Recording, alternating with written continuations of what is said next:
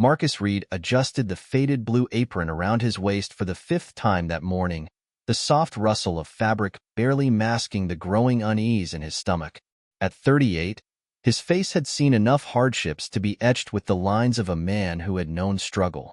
He had been working at this McDonald's for over 3 years, ever since he lost his office job in the corporate world due to the downsizing of his company. It was hard to accept that this, the fast food industry, had become his second chance at life. Follow the whole story and don't forget to subscribe to the channel and leave your opinion below in the comments section. It motivates us to share more impactful stories. Today, the golden arches didn't gleam with the promise of simplicity. Instead, they felt like a chain pulling him back to a place where the daily grind was all he could offer. Marcus grabbed the tray from the cook and began his walk toward a family sitting at table 6. His mind, as it often did in the dull moments of his shifts, wandered to his son, Theo, and how he was probably just waking up to start his first day of middle school. He'd promised Theo the night before that they'd grab dinner together after work. Just the two of them, no distractions. It was the small promises he held on to now, especially after the divorce. "You okay, man?" Steve, his coworker, called as Marcus set the tray down in front of the family. Marcus forced a smile, nodding as he wiped his hands on his apron. "Yeah, just thinking about tonight," he replied, the weight of his own words sounding hollow in the busy restaurant. Tonight, he'd have to make do with fast food at home, his son knowing the truth about his father's situation. He turned back toward the counter, but his eyes caught something unexpected. An elderly man, shuffling through the door with a cane in hand, his frail body bent with age. The man's gray hair was unkempt, and his coat seemed to be missing a button. He scanned the menu above the counter, his gaze darting from one item to the next, his brow furrowed in confusion. "Good afternoon, sir. How can I help you?" Marcus asked gently, walking toward the old man, trying to mask his own fatigue with a friendly tone. The elderly man looked up slowly, his watery blue eyes locking with Marcus's for a brief moment before he gave a shy smile. "Good afternoon, young man. I'd like to get a coffee, maybe a small burger. Haven't eaten anything since this morning," he said, his voice soft but filled with the weariness of someone who had seen too many years. "Of course, no problem," Marcus replied, feeling a pang of sympathy. He started to prepare the order, but the elderly man hesitated, his hands shaking as he dug through his pockets. "I'm very sorry," the old man mumbled, pulling out a few crumpled bills and some loose change. His hands trembled as he counted the coins, the effort clearly making him feel embarrassed. "I thought I had enough, but I'm afraid I don't." Marcus paused, watching the elderly man for a moment. The last thing he wanted was to see this frail soul leave hungry. There were a few coins left in his pocket, but nothing substantial. His thoughts flashed to his own mounting bills, car payments, rent overdue, but then something inside him shifted. "Don't worry about it, sir," Marcus said, pulling his wallet from his pocket without hesitation. "I've got it. Just take your time and enjoy your meal." The old man looked at him with wide eyes, almost as if he couldn't believe what was happening. No, you don't have to do that, young man," he protested, his voice cracking with gratitude.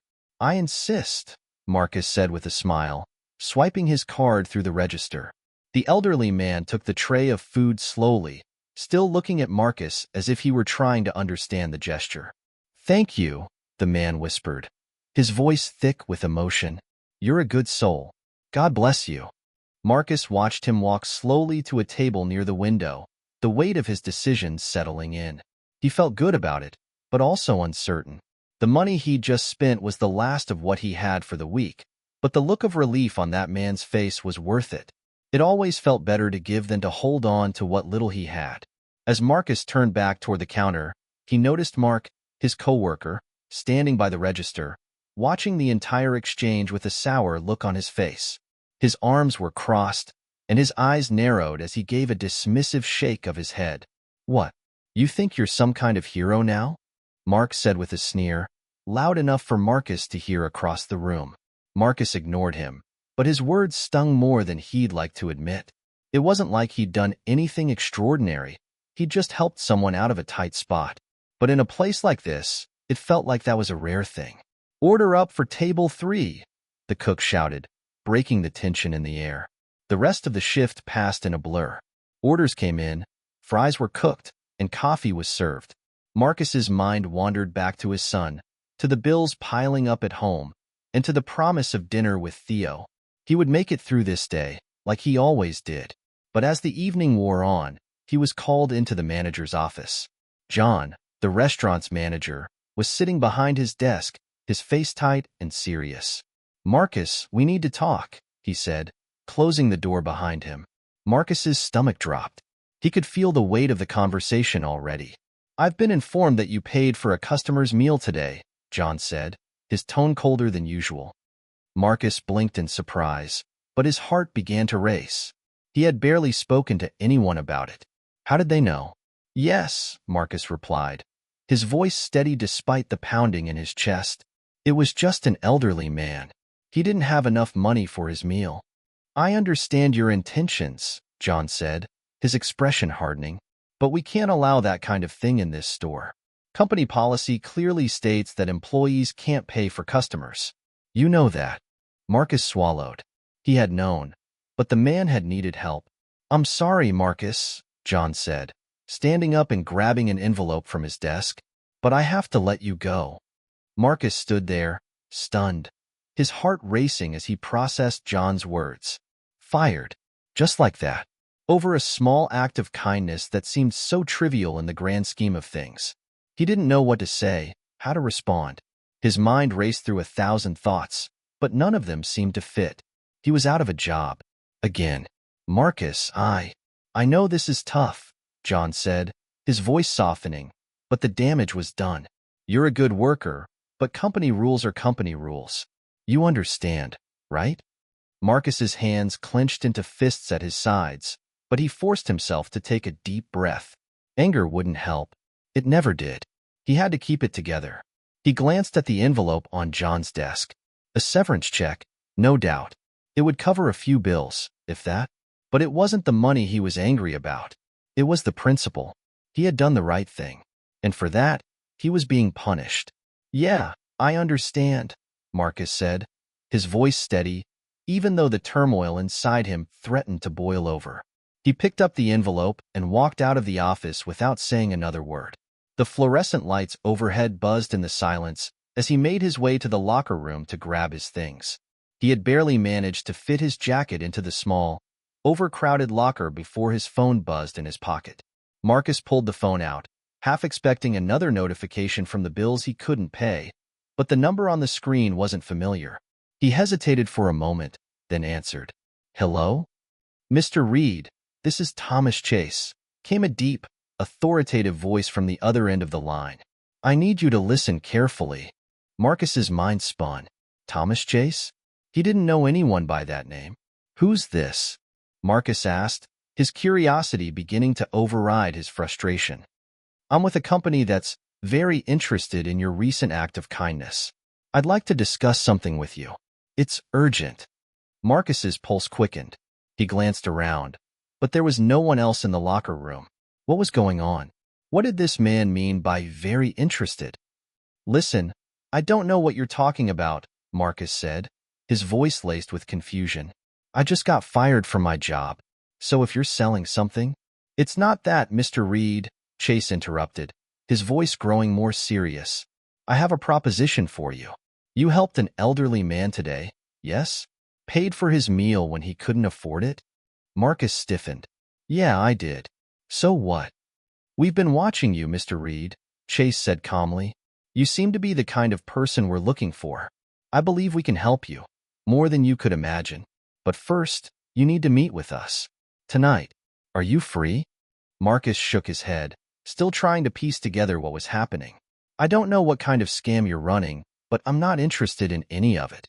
Mr. Reed, I assure you, this is not a scam." Chase's voice softened, almost coaxing. "This is a one-time offer. If you want a better life, this could be the opportunity you've been waiting for. But we need you to meet us now. There's something we need to discuss in person." Marcus was silent for a moment, the weight of his situation pressing down on him. He couldn't deny it. He needed a change. A way out of this cycle of dead-end jobs and financial struggles. I don't know, Marcus muttered. I've been through a lot today, and this just doesn't feel right. That's understandable, Chase replied, his tone surprisingly sympathetic. But consider this. Your actions today showed us you have integrity, something rare these days. We respect that, but we don't work with everyone. So the question is, Mr. Reed, do you want a second chance? A real opportunity? Marcus felt a flicker of hope, a feeling he hadn't had in a long time. It was fleeting, like a light at the end of a very long tunnel. But this was also risky. He didn't even know who these people were. Where do you want me to meet you? Marcus asked before he could second-guess himself. There was a brief pause on the other end of the line. Then Chase's voice became firm. There's a parking garage on 5th Street. It's a private space. We'll be waiting for you. Don't take too long to decide. Before Marcus could ask any more questions, the line went dead. His heart pounded in his chest as he stood there, staring at the phone in his hand. Was this a mistake? Should he just let it go? But he couldn't deny the temptation. He was so tired of struggling. A part of him, deep down, felt that this might be his one chance to change his life. He couldn't let it slip away. After a long moment of deliberation, Marcus pocketed his phone and grabbed his jacket. He couldn't waste time thinking about what might happen. He had to know what these people wanted from him. As he walked out of the restaurant for the last time, a sense of anticipation mixed with fear gnawed at him. He had no idea what he was walking into, but he couldn't afford to turn down an opportunity like this. The parking garage on 5th Street was cold and dimly lit when Marcus arrived. His footsteps echoed off the concrete as he approached the entrance, his mind racing with 1,000 different possibilities. What kind of people were waiting for him inside? What would they want from him? He reached for the door handle and paused, his fingers just inches from it. For a moment, everything around him felt unreal, like he was standing at the edge of a cliff, unsure whether to jump. But then, a voice broke through the silence. Mr. Reed, a man called from the shadows. Marcus turned, his heart skipping a beat. The man was tall, his face partially obscured by the dim lighting. But there was no mistaking the broad shoulders and the way he carried himself. Marcus's breath hitched as he took in the figure before him, his mind racing to place the face. Mr. Reed, the man said again, his voice deep and smooth, I'm glad you came. Marcus's heart pounded in his chest. I know him. The recognition hit like a sudden wave, and a chill ran down his spine. This was someone from his past, a man he'd crossed paths with only once, but that moment had stuck with him. The man had been a guest at one of the charity events Marcus's mother used to run, years ago, before her untimely passing. He'd been just another wealthy businessman at the time, but there had always been something unsettling about him. Mr. Chase? Marcus asked cautiously, his voice coming out more as a question than a statement. The man's lips curled into a slight, almost imperceptible smile. You remember me. I'm impressed. Marcus swallowed hard, trying to steady himself. This couldn't be happening. His mind raced. What was going on? What was this man, someone he'd never truly known, doing here, waiting for him in this dark garage? And why had he brought up his mother's charity work? I'm not sure what you want from me, Marcus said, trying to keep his voice steady, but I didn't come here for a walk down memory lane. You said you had an offer for me. Chase nodded, his expression turning more serious. You're right. I didn't come here to reminisce about the past. I came to offer you a future, a chance to leave behind everything you've ever known and step into something bigger, something that could change your life forever. Marcus's pulse quickened, but his skepticism kept him grounded. A future? A chance to change my life? It sounded too good to be true, especially coming from a man he barely knew. He had spent his whole life working for scraps, trying to get by, never expecting anything more than what life had given him. This felt dangerous, but it also felt like the opportunity he'd been waiting for, even if he couldn't understand why it was being handed to him now. Chase stepped closer, his eyes narrowing as if assessing Marcus. You've proven yourself today. Your actions at the restaurant, paying for that old man's meal, don't think we didn't notice. It was selfless, without hesitation. That's the kind of character we look for. Marcus's brow furrowed. What does that have to do with you? With me? Chase's lips parted as he considered Marcus for a moment. Then he sighed, as though preparing to tell a story that had long been kept secret. We are an organization that deals with a very specific line of work, one that requires discretion, loyalty, and most importantly, integrity. He paused, his gaze sharp. We've been keeping an eye on people like you. People who don't ask for anything, who just do the right thing when given the chance. Marcus wasn't sure if he should be flattered or frightened. And what exactly is this line of work you're talking about? Chase's smile faded, and for the first time, his tone became almost serious, bordering on ominous. I'm not here to talk about what we do. That's something you'll learn later, if you decide you want to be a part of it. He stepped back, folding his arms across his chest. But understand this, Marcus. What I'm offering you is something that very few people ever get. A chance to leave your old life behind. No more struggling. No more scraping by, working meaningless jobs for ungrateful employers. You'll be given resources, power, opportunities, things you never dreamed possible. The weight of his words settled over Marcus like a heavy cloud, each one pulling him deeper into a storm of confusion and curiosity. His mind raced. Power? Resources? Opportunities? Was this some kind of cult or criminal syndicate? He couldn't be sure, but the idea of escaping his mundane existence, of finally having the chance to do something more, was undeniably tempting. What's the catch? Marcus asked, his voice steady despite the turmoil swirling in his chest. Nothing comes without a price, right? Chase's smile returned, a glimmer of something dangerous in his eyes. Now you're asking the right questions. There's always a price, Marcus, but I think you'll find it's one you're willing to pay. After all, you've already proven you're the kind of man who's willing to make sacrifices. Marcus's mind raced, trying to make sense of everything. It felt like he was standing at a crossroads, with only one path clearly marked, towards something big, but also unknown, dangerous. And yet, the temptation to leave behind the life he'd known, the struggles, the failures, it was too strong to ignore. So, what's next? Marcus asked, his voice quieter now, but filled with resolve. What do I have to do? Chase stepped forward, his expression becoming more serious. We need you to take the first step. Meet us at a location later tonight. We'll provide you with everything you need, information, resources, and the connections to start your new life. Marcus stared at him, still unsure if he was making the right choice. But the offer hung in the air, irresistible in its promise of change. Just one thing, Chase added before turning to leave, his voice softer now. We're watching you, Marcus. Every step you take. If you decide to join us, you'll be expected to keep your end of the bargain. Loyalty is paramount. We don't tolerate betrayal. With that, he turned and walked back into the shadows, disappearing into the darkness of the parking garage. Marcus was left alone in the quiet, his mind racing with questions. What had he just agreed to? Was this really the opportunity of a lifetime, or a trap he was walking straight into? His phone buzzed again, breaking the silence. He pulled it from his pocket and checked the screen. It was a message from an unknown number. The meeting is set. Don't be late.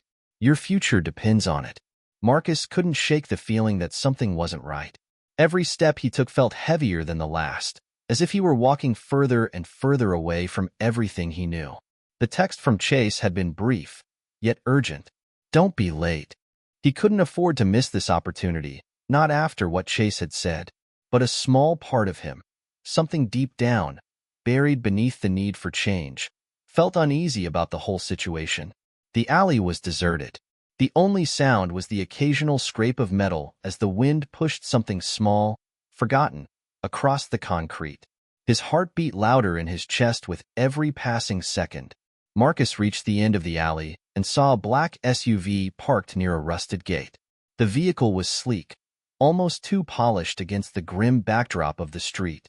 As he approached, a man stepped out from the shadows beside the car, tall, broad-shouldered, with a hard face that reminded Marcus of someone who didn't make idle threats. "Mr. Reed," the man said, his voice low but firm. "Glad you could make it." Marcus nodded but didn't say anything. He'd come this far. There was no turning back now. "Get in," the man ordered, gesturing toward the open door of the SUV. "We've got a long drive ahead."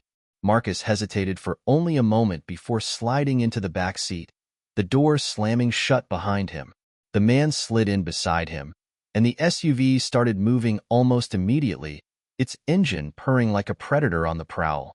The windows were tinted so dark he couldn't see a thing outside, but the car's smooth, almost silent movement made it feel as if they were gliding through the night. He didn't know what to expect, but something about this entire situation screamed wrong. It wasn't the first time Marcus had been in a blacked-out vehicle at night. He'd been on the other side of town more than once, riding along with a crew doing who knows what. But this felt different.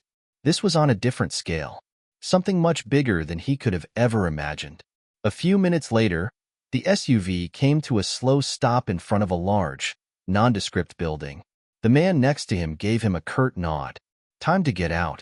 Marcus stepped out of the vehicle, his shoes scraping against the rough pavement as he surveyed his surroundings. The building before him was unmarked, devoid of any identifying signs or logos. It looked like any other industrial complex, but something about it felt out of place. It was too clean, too new, standing in stark contrast to the grime of the city around it. He followed the man through a heavy steel door and into a dimly lit hallway. The air was cool, and the sound of their footsteps echoed off the walls. There was a strange hum coming from somewhere deep within the building, a sound that seemed to vibrate in the bones. They passed through a series of locked doors, each more secure than the last, until they arrived at an elevator. The man pressed a button, and the doors opened with a soft ding. As Marcus stepped inside, the walls of the elevator seemed to close in on him, tightening the already heavy air. "First time?" the man asked, his tone unreadable. "Yeah," Marcus replied, his voice hoarse. He wasn't sure what he was walking into, but this whole situation felt like something straight out of a movie. Only, there was no script, no director, just a series of choices he hadn't fully made himself. The elevator descended quickly, the floors passing by with a speed that left Marcus disoriented. When the doors finally opened, they were greeted by the soft, almost sterile glow of overhead lights. This wasn't the kind of place Marcus had ever seen before. It wasn't a corporate office or a factory, it was a control center. Monitors lined the walls, their screens flickering with data he couldn't quite understand. In the center of the room, a table was surrounded by several people, each of them busy on their phones or tapping away at keyboards. The man who had led him there stepped aside, his expression unreadable. "Take a seat. They'll be here in a moment." Marcus did as instructed, sitting down at the large, glass table. He wasn't sure if he was being interrogated or recruited, probably both. His nerves were on edge, but there was a quiet, curious excitement bubbling beneath the surface. This was it. This was the moment his life could change. He could be part of something bigger. Minutes passed in silence before the door at the far end of the room opened, and 3 people stepped inside. One was a woman, tall and poised, dressed in a sharp suit that matched the sleek professionalism of the room. She looked like she belonged here. Beside her was a shorter man, older than the rest, with a graying beard and dark, intense eyes that seemed to pierce right through Marcus. The third person was a young man, maybe in his late 20s, wearing a simple hoodie and jeans, but there was a kind of quiet authority in the way he moved. The woman took the seat at the head of the table, and the others flanked her. She didn't waste any time. "Marcus Reed, I assume?" she asked, her voice controlled but firm. Marcus nodded, keeping his expression neutral. "That's me." "I'm Olivia," the woman said, giving him a polite nod. "And these are my colleagues, Tom and Jace." She gestured to the older man and the young man beside her. "We've been monitoring you for some time now. We think you've got potential." Marcus felt a sudden, strange rush of heat in his chest. "They've been watching me?" Olivia continued. "What we do here isn't for the faint of heart. It's a business, but it's also a calling. A chance to make a real difference in a world that's gone mad. What we're offering you is a seat at the table, if you're willing to accept the risks. The question is, Marcus, are you?" His breath caught in his throat. This was it, the moment he either turned back or walked forward into the unknown. His instincts screamed at him to run, to leave before it was too late, but the offer was too tempting. $2,000. Yeah, Marcus said, his voice steady despite the pounding in his chest. I'm in. Olivia smiled. It wasn't a warm smile, but it was enough to let him know that, for better or worse, he had made his choice. The room was too quiet, the tension so thick it was almost palpable. Olivia's smile faded as she exchanged a look with Tom and Jace. There was no warmth in the air, just the weight of their expectations, heavy and pressing down on him. Marcus couldn't help but wonder what he'd gotten himself into. He had always known that opportunities like this didn't come easy, but the silence in the room suggested this was more than a mere job offer. It was something different, something bigger, the kind of thing that could change everything.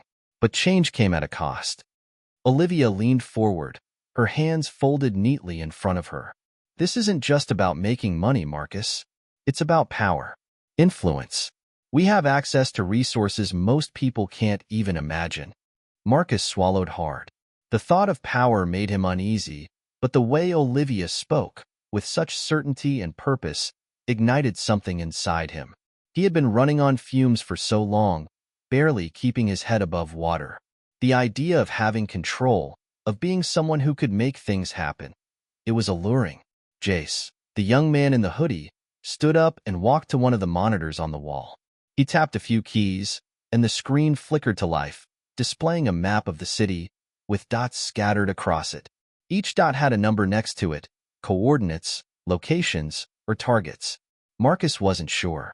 This is our operation, Jace said, his voice calm but filled with an edge of excitement. Each of these dots represents something that needs to be taken care of. Olivia's eyes followed Jace's movements, but her focus never left Marcus. We don't just go in blind, Marcus. We plan, we execute, and we ensure that the outcome is in our favor. But we're not in the business of failure. You either do what's necessary, or you don't. Do what's necessary? Marcus repeated, his heart pounding in his chest. What exactly does that mean? Tom spoke up, his gravelly voice as calm as ever, but there was an undercurrent of warning. It means everything has its price. Nothing is free. We have people who need convincing. We have enemies who need neutralizing. And we have opportunities that need to be seized. Sometimes that means stepping outside the lines of the law. Sometimes it means stepping into the shadows. Marcus's mind raced as he processed the words. He had always known the world was a dangerous place, that there were people out there who would do whatever it took to get ahead. But this felt different. This felt like he was being asked to play a role in something darker than he had imagined. What kind of people are we talking about? He asked, his voice low. Olivia's gaze didn't falter. People with influence. People who think they're untouchable. But we have ways of making them see the truth. And we need someone like you. Someone who knows how to navigate the world from the bottom up. Someone who understands how things really work. Marcus looked down at his hands, his fingers twitching nervously. He didn't know if he was ready for this kind of life. It was one thing to be hungry and desperate, but it was another to be thrust into a game where the stakes were so high. He didn't know if he could trust these people, or if he even wanted to, but there was something gnawing at him, something that told him he had no choice but to move forward. And what's the catch? He asked, finally meeting Olivia's gaze. What do you want from me? Olivia leaned back in her chair, her fingers drumming softly against the tabletop. What we want is simple, loyalty. We don't tolerate weakness, Marcus. Once you step into our world, you're in it for good. There's no going back. You'll be part of something bigger than yourself, whether you like it or not. The words hung in the air, thick with finality. Marcus could feel the weight of them sinking in, settling deep in his chest. This wasn't a job offer. It wasn't a simple business proposition. This was an ultimatum, a choice that once made couldn't be undone. For the first time since entering the building, Marcus felt the full weight of the decision before him. He could back out now, walk out the door, and leave this all behind. But that would mean returning to a life he no longer wanted. A life of survival, of uncertainty, of scraping by. Or he could take the plunge. He could join them, enter this world of shadows and power, and let it change him forever. Olivia's gaze softened, just a fraction, as if she sensed the internal battle raging within him. We don't expect you to decide right now. Take some time. Think about it. But know this, the longer you wait, the harder it will be to get in. We're moving quickly, and when we move, we don't stop. Tom leaned forward slightly, his voice low but firm. But once you're in, you'll never look back. Trust me, you'll see things differently. Jace returned to the table, sitting down without a word, his eyes glinting with a quiet confidence. Marcus sat there, processing the weight of their words. A part of him screamed to run, to leave before things got out of hand. But there was also a darker, more tempting part of him that wanted to say yes. He had spent his life struggling, surviving in the margins.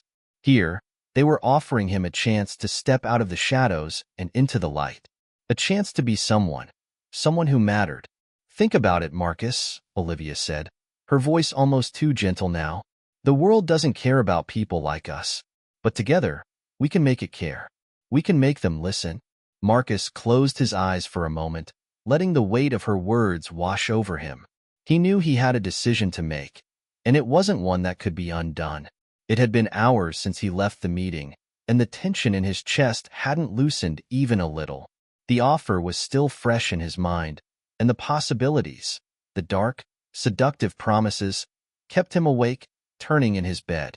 He had asked for a way out of his struggling life, but was this truly the way? Could he really join these people, these dangerous, powerful people, and walk away from everything that had defined him? He turned over, staring at the ceiling, his mind spinning. The shadows in his room felt too real, too suffocating, like they were waiting for him to make the wrong choice. He had already crossed a line by even considering Olivia's offer, but if he accepted, he'd cross into a world where there would be no going back. There would be no redemption, no second chances. The truth hit him like a slap. He was at a crossroads, and if he walked away, he'd be leaving behind the only opportunity he'd ever had to step out of the gutter. He'd be choosing a life of quiet desperation over a life of power, a life that would be his for the taking, but only if he was willing to get his hands dirty. The decision seemed to linger, hanging in the air like smoke, until his phone buzzed on the nightstand. Marcus glanced at the screen, his pulse quickening when he saw Olivia's name flashing across it. He picked up the phone hesitantly, as if waiting for her to speak before he could make his move. "Marcus," she said, her voice smooth, but with an undercurrent of impatience. "I know you've been thinking. I don't want to rush you, but time is running out. I've given you the space to decide, but now I need to know. Are you in or out?" His grip tightened on the phone, his mind racing. The words were simple, but they carried an unspoken weight. Olivia wasn't just offering him a chance, she was offering him a lifeline, one that would come at a price he might not be able to afford. "Let me think for a little longer," Marcus said, his voice barely above a whisper. The hesitation in his voice didn't go unnoticed. There was a pause on the other end, a soft sigh that told Marcus she was losing patience. "You've thought long enough. The longer you wait, the less we can guarantee. We move quickly, Marcus. Don't miss out on your chance." The phone clicked in his ear before he could respond. Olivia was done waiting. Marcus sat there, holding the phone in his hand, staring at the screen. The message was clear. Take the deal or lose it. It was as simple as that.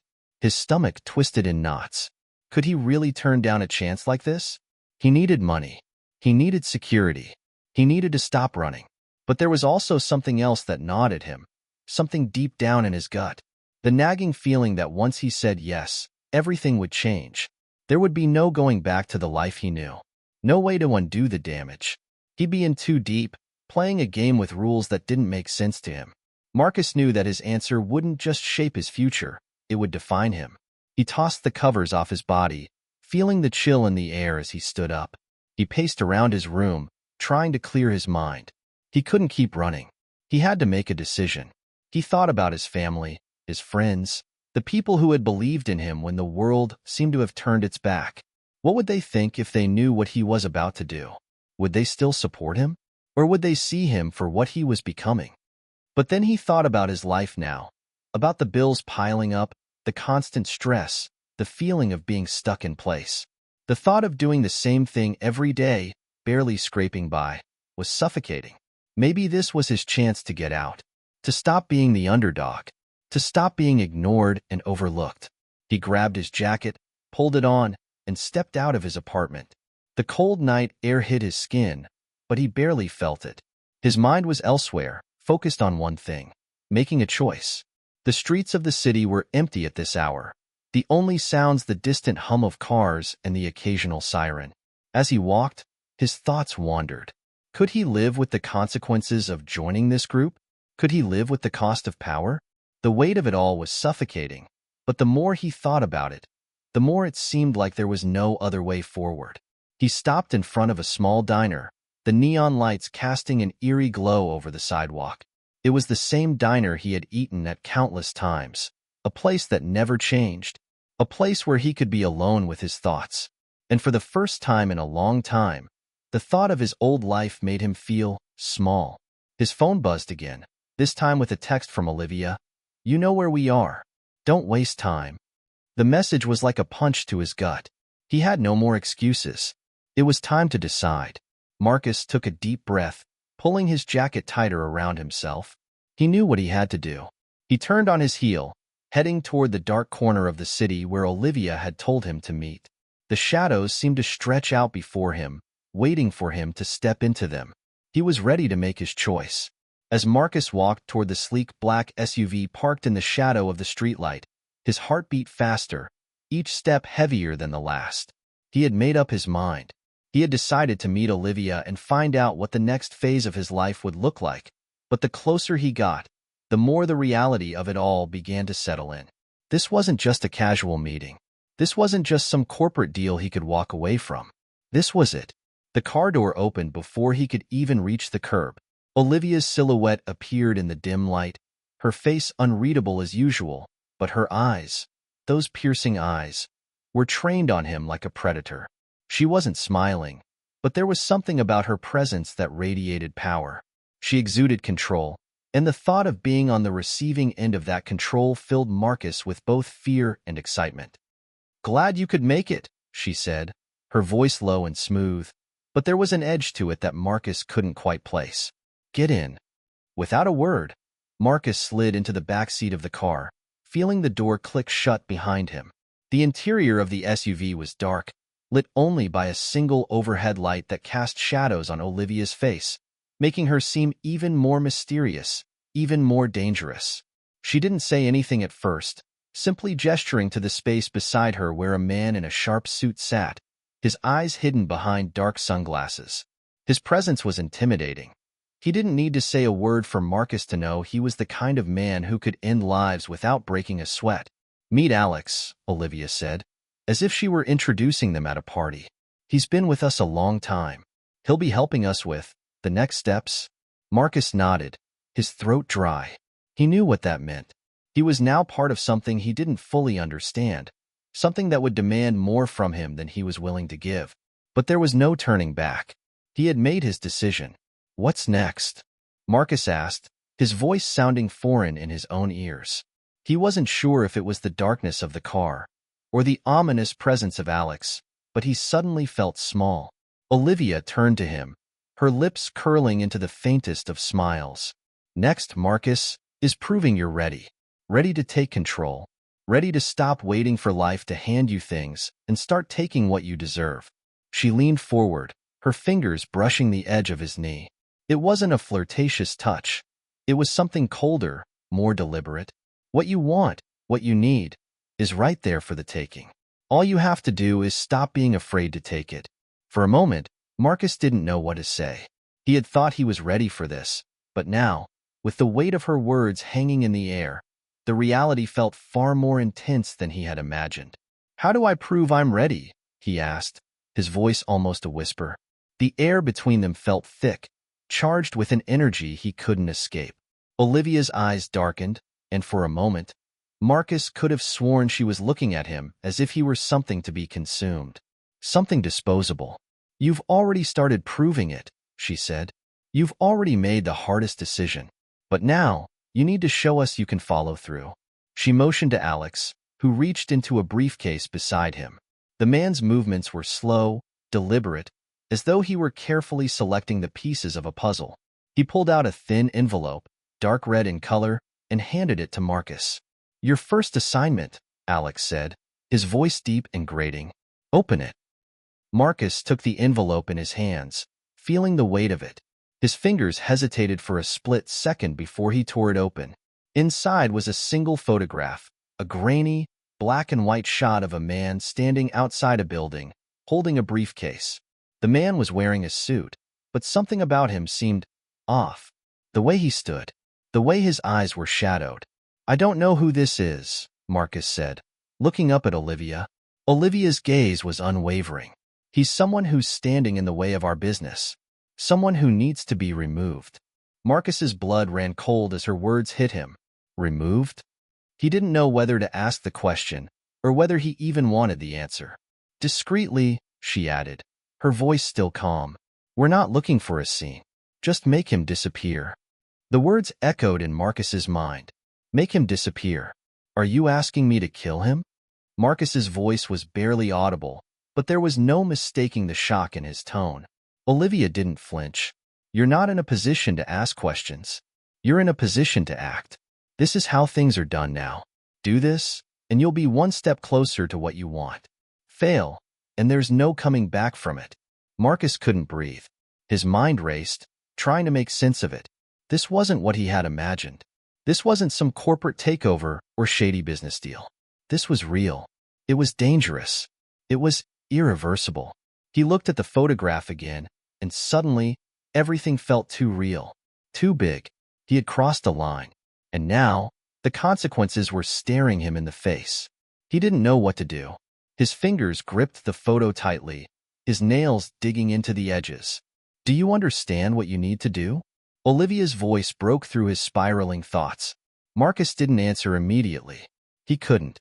Instead, he just nodded, his heart pounding in his chest. Olivia seemed satisfied with the silence, her lips curling into that faint, calculating smile again. "Good," she said. "Now, let's see if you're truly ready." Marcus sat in the back of the SUV, the image of the man, his target burning itself into his mind. Olivia and Alex were talking quietly in the front, discussing their next move, but Marcus couldn't focus on their words. His thoughts were consumed with one question. What have I gotten myself into? His hands trembled as he gripped the photo tighter, the edges curling beneath his fingers. The man in the picture was someone's father, someone's brother, maybe even someone's son. Marcus didn't know him, but the assignment was clear. He had been tasked with erasing this person from existence, and there would be no second chances. His eyes shifted to Olivia, who was gazing out the window with an air of calm confidence. She wasn't fazed by the gravity of the situation. To her, this was just another job. To her, "I'm just a pawn in this game." The thought stung, but Marcus couldn't deny the truth. He had been thrust into a world far darker than anything he could have ever imagined. This wasn't just about money or power. This was about survival. His survival. As the SUV rolled through the city streets, Marcus tried to steady his nerves. He had to make a choice. Follow through and prove his worth, or turn away from it all and risk losing everything. The streets blurred by as the car continued its journey, but Marcus couldn't escape the suffocating feeling of his own fear. His mind raced through the possibilities. What would happen if he didn't go through with it? Would they come after him? Would Olivia and Alex make him disappear instead? "You look lost, Marcus." Olivia's voice broke through his spiral of thoughts. She turned in her seat to face him, her piercing gaze locking onto his. "You've got a decision to make. And I think we both know that once you make it, there's no turning back." Marcus swallowed hard. "I'm not sure I'm ready for this." Olivia's lips curved into a small smile, but it wasn't reassuring. It was predatory. No one ever is. But the world doesn't wait for you to be ready. The world moves on whether you step up or not. Alex's voice suddenly cut in. "You want to make your mark, Marcus? This is how it's done. You've got a chance to prove you're one of us." Marcus looked at Alex, whose gaze remained cold and calculating. There was no empathy in his eyes, no humanity, just a professional assassin waiting for his next order. "Is this really who I am now?"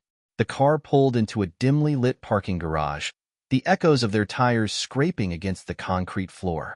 Olivia gestured for Marcus to follow, and he stepped out of the SUV, the weight of the decision pressing down on him with each step. They walked to the elevator, and as the doors closed, Marcus could feel the suffocating silence surrounding them. He didn't know what to say, or if there was anything left to say. When the doors opened, they entered a high-rise building that seemed to stretch into the sky. Olivia led him down a hallway that felt impossibly long, the fluorescent lights above flickering like a warning. She stopped at a door near the end of the hall, glanced at Marcus, and then knocked twice. A voice from inside called out, "Enter." Olivia opened the door and stepped inside, Marcus following closely behind. The room was sparse, almost clinical in its design, but there was something undeniably cold about it. A desk sat in the middle, with a man dressed in a suit sitting behind it. He looked up when they entered, and his eyes were sharp, assessing. "Marcus," the man said, his voice low and measured. "We've been waiting for you." Marcus nodded, but his throat was dry. The weight of the photograph still sat heavily in his pocket, but the reality of the situation was sinking in. The man at the desk was someone important, someone who had the power to make or break him. "I'm ready," Marcus finally said, the words feeling foreign on his tongue. They didn't sound like his. He didn't feel ready. But there was no turning back now. The man at the desk studied him for a moment, as if weighing his words. Then, with a slow nod, he spoke. "Good. You'll have what you need. But remember, you are now part of something bigger than yourself. You do this and you're in." Marcus nodded again, though his mind screamed, "What have I done?" The man stood up and walked toward a side table, where a gun sat in a velvet-lined case. It was sleek, polished, and deadly. He opened the case and placed it in front of Marcus. "This is your tool. Use it wisely." Marcus stared at the weapon, his heart pounding in his chest. He had never held a gun before, never even thought about using one. But now, it was his only way out. His only chance to prove himself. "This is the only chance we're giving you," the man continued, his tone hardening. "There will be no second chances. If you fail, there won't be anything left for you. Not even your name." Marcus took a deep breath and reached for the gun, the cold metal feeling unfamiliar against his skin. He tried to steady his shaking hands as he gripped it. "This is it." Olivia turned to leave, her voice echoing in the quiet room. "Make us proud, Marcus." As the door shut behind them, Marcus was left alone with the weapon. The world outside seemed distant, as if it no longer mattered. He was no longer the man he used to be. He had crossed the line, and there was no going back. Marcus' hand still clutched the gun tightly as he walked through the darkened hallways of the building. The weight of it, the coldness of the metal, seemed to burn into his palm, and every step made him more acutely aware of the choice he had just made. His heart pounded with each movement, and his mind was a whirlwind of conflicting thoughts. "I can't go through with this. I can't be this person." But deep down, he knew it was too late for second thoughts. He had entered this world willingly. No one forced him into it. And now, there was only one path forward. As he reached the end of the hall, Olivia appeared out of the shadows. She had a slight smirk on her face, though it was hard to tell if it was satisfaction or something darker. She wasn't just a colleague. She was his mentor, his guide through this twisted world, and perhaps the person who could make or break him. "You still have that look on your face," she said, tilting her head as if studying him. "It's the look of someone who's not sure if he can go through with it." Marcus didn't reply. He couldn't. He had no words that would make sense of what was happening, no way to explain the gnawing feeling in his gut. "I was a mechanic, a simple man. How did I end up here?" Olivia seemed to sense his internal struggle, and she stepped closer, lowering her voice. "You can still back out, you know? No one's forcing you to do this. But you have to understand, if you walk away now, you'll never be safe again. They'll come for you, and it won't be quick." His eyes flicked to the gun in his hand, then back to Olivia. "I didn't sign up for this." "You did the moment you stepped into this world," Olivia responded bluntly. "But you don't have to do this alone. We're here to help. But you have to prove yourself first." A chill ran down Marcus' spine. He wasn't sure what she meant by proving himself, but he was starting to get an idea. He didn't want to be another pawn in this dangerous game. But every word out of Olivia's mouth pushed him further into the abyss. He could feel the walls closing in. They reached the door at the end of the hall. Olivia motioned for him to stop and nodded toward the surveillance camera above them. "This is where it gets real," she said, her voice lowering. "Your first test. The man you saw earlier, the target. He's on the other side of that door. We need you to go in, take him out, and make sure it looks clean. No mistakes. You want to survive, Marcus? This is where you prove it." The tension in the air was palpable, thick enough to make it hard to breathe. Marcus stood frozen for a moment, trying to piece everything together. Was this his final test? Was he ready for this? "Olivia, She raised a hand to silence him. "No time for doubts. This is a test of loyalty. You either kill him, or you die. And if you die, so does any chance you had of escaping this life." Her words stung, but they were clear. There was no escape. No turning back. Marcus' chest tightened, and he forced himself to take a step forward. He wasn't sure if his legs would hold him, but he kept moving, one step at a time. The door loomed ahead, and with every step, his heart beat faster. Each breath was harder to take. Olivia stood beside him, her presence calm and unwavering. "You'll be fine," she said, though Marcus could see the doubt flicker in her eyes. Was she just trying to reassure him, or was she testing him too? He reached for the doorknob, his hand shaking ever so slightly. He glanced at Olivia one last time, but her face remained unreadable. There was no going back. He opened the door. Inside was a small, dimly lit room. The target, a middle-aged man in a suit, sat at a desk, his back turned to them as he stared out the window.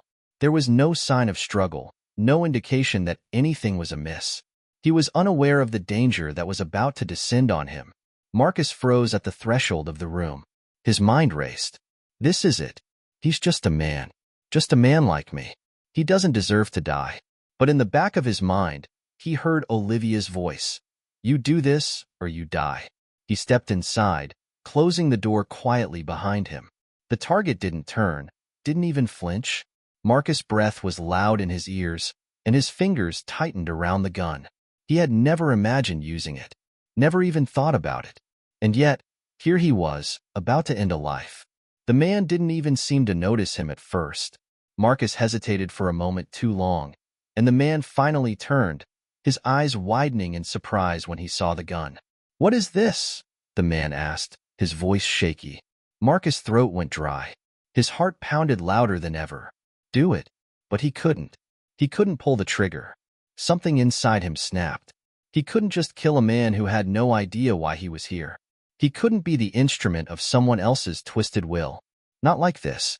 He lowered the gun, his hands trembling uncontrollably. The man's eyes narrowed, as if sensing the change in the air. "What are you waiting for?" the man demanded. Marcus didn't answer. Instead, he turned and walked back to the door, the gun still in his hand. Olivia was standing in the hallway, her expression unreadable. "You're walking away?" she asked, her voice flat, cold. Marcus' eyes were filled with determination, but also fear. "I can't do it. I won't." Olivia didn't say anything at first. She simply watched him, her gaze piercing through him. After a long pause, she nodded. "You've made your choice," she said quietly, "and now you'll have to live with it." Marcus' heart still raced, but now it was different. It wasn't the adrenaline of fear that had gripped him before. It was the sharp, unnerving clarity that came with defiance. He had made his choice, and though it had cost him, he didn't know if it was the right one. He could hear Olivia's footsteps behind him, following close but silent. He didn't dare look back. Not yet. He reached the stairwell, his hand gripping the cold metal railing as he descended. The building felt colder now, the shadows longer, as though the world itself was waiting for him to make another decision, one that could seal his fate. He had just walked away from the life he had been dragged into. But could he really escape it? "Marcus," Olivia's voice finally broke through the silence. She was right behind him now. "You don't get it, do you? This isn't about right or wrong. It's about survival." He didn't respond immediately. He couldn't. Her words echoed in his mind. Survival. Was that all this was? A game of power, manipulation, and bloodshed? It felt like it, but even in his confusion, Marcus knew there had to be more. There had to be something worth fighting for. something worth holding on to. He reached the bottom of the stairs and stopped. The dim light from the overhead bulb cast shadows along the walls, but it was too quiet, too still. He turned slowly, his eyes locking with Olivia's. "I'm not like you," he said, his voice quiet but firm. "I won't become one of them." Olivia looked at him as though she was studying a puzzle. "And that's where you're wrong," she said after a long pause. "You are one of them, whether you like it or not. You just haven't accepted it yet." Marcus clenched his jaw, the words stinging more than they should. It wasn't the fact that she had spoken the truth. It was the finality in her voice. What if she's right? What if there was no escaping this life he had unwittingly chosen? The thought made him feel like he was suffocating. "You can't just walk away, Marcus. You think they'll let you? You think they'll just forget about you?" Olivia continued, stepping closer, her eyes hardening with each word. "You're already in their sights. The moment you picked up that gun, you became part of this world. And now there's no going back." She was right, but that didn't make it any easier to hear. The weight of his decision pressed down on him, crushing his chest, making it harder to breathe. Just then, a distant sound caught his attention. A car door slamming shut, followed by the steady crunch of footsteps on gravel. Someone was coming, and it wasn't just anyone. Marcus felt his pulse spike, his instinct screaming at him to move, to hide. But there was nowhere to go. He turned quickly, and Olivia's hand shot out, grabbing his arm to stop him. "Don't even think about running," she said, her voice low and cold. "You can't outrun this. You made your bed when you got involved." Marcus pulled away from her grip, his mind racing as the footsteps grew louder. "Who's coming?" Olivia's expression didn't change, but there was something in her eyes now. Something darker. "People you don't want to meet." Before Marcus could ask any more questions, the door at the end of the hallway swung open, and two men stepped inside. They were tall, broad-shouldered, and dressed in dark suits, impeccable, almost out of place in a building that felt more like a forgotten warehouse than a home. Their eyes scanned the room quickly, narrowing when they saw Olivia and Marcus standing together. "Olivia," one of the men said with a voice that dripped with authority, "we need to talk. Now." Olivia didn't flinch. She remained cool, collected, as though the men were nothing more than an inconvenience. But Marcus could see the tension in her shoulders, the way her posture stiffened. She didn't answer immediately, and the silence stretched on, thick and uncomfortable. "Don't keep us waiting," the man added, his gaze flicking briefly to Marcus. Marcus felt his stomach drop. They knew. They knew what he had done. Olivia finally spoke, her tone cold. "You have something to say? Then say it." The man's gaze shifted between the two of them, assessing, before he nodded slightly. "It's time to pay the price for your little stunt, Olivia. We've been patient, but we can't have anyone defying the rules. Not anymore." Olivia didn't back down. "I haven't done anything wrong." The second man stepped forward, his face a mask of indifference. "You've been keeping secrets, and that's a problem." Marcus' throat went dry. He couldn't tell if they were talking about him or something else entirely, but it was clear that they were both angry, and someone was about to pay the price. The first man finally turned to Marcus, his eyes calculating, as though reading him like a book. "And you," he said, his voice low and menacing. "You're the one who's been playing hero, right?" Marcus took a deep breath, his hand instinctively moving toward the gun still tucked in his waistband. The threat was real, and it wasn't just about what happened earlier. They knew about him, and now they were going to make him pay for it. "Marcus," Olivia's voice broke through his thoughts. "Don't. Just listen." But Marcus didn't listen.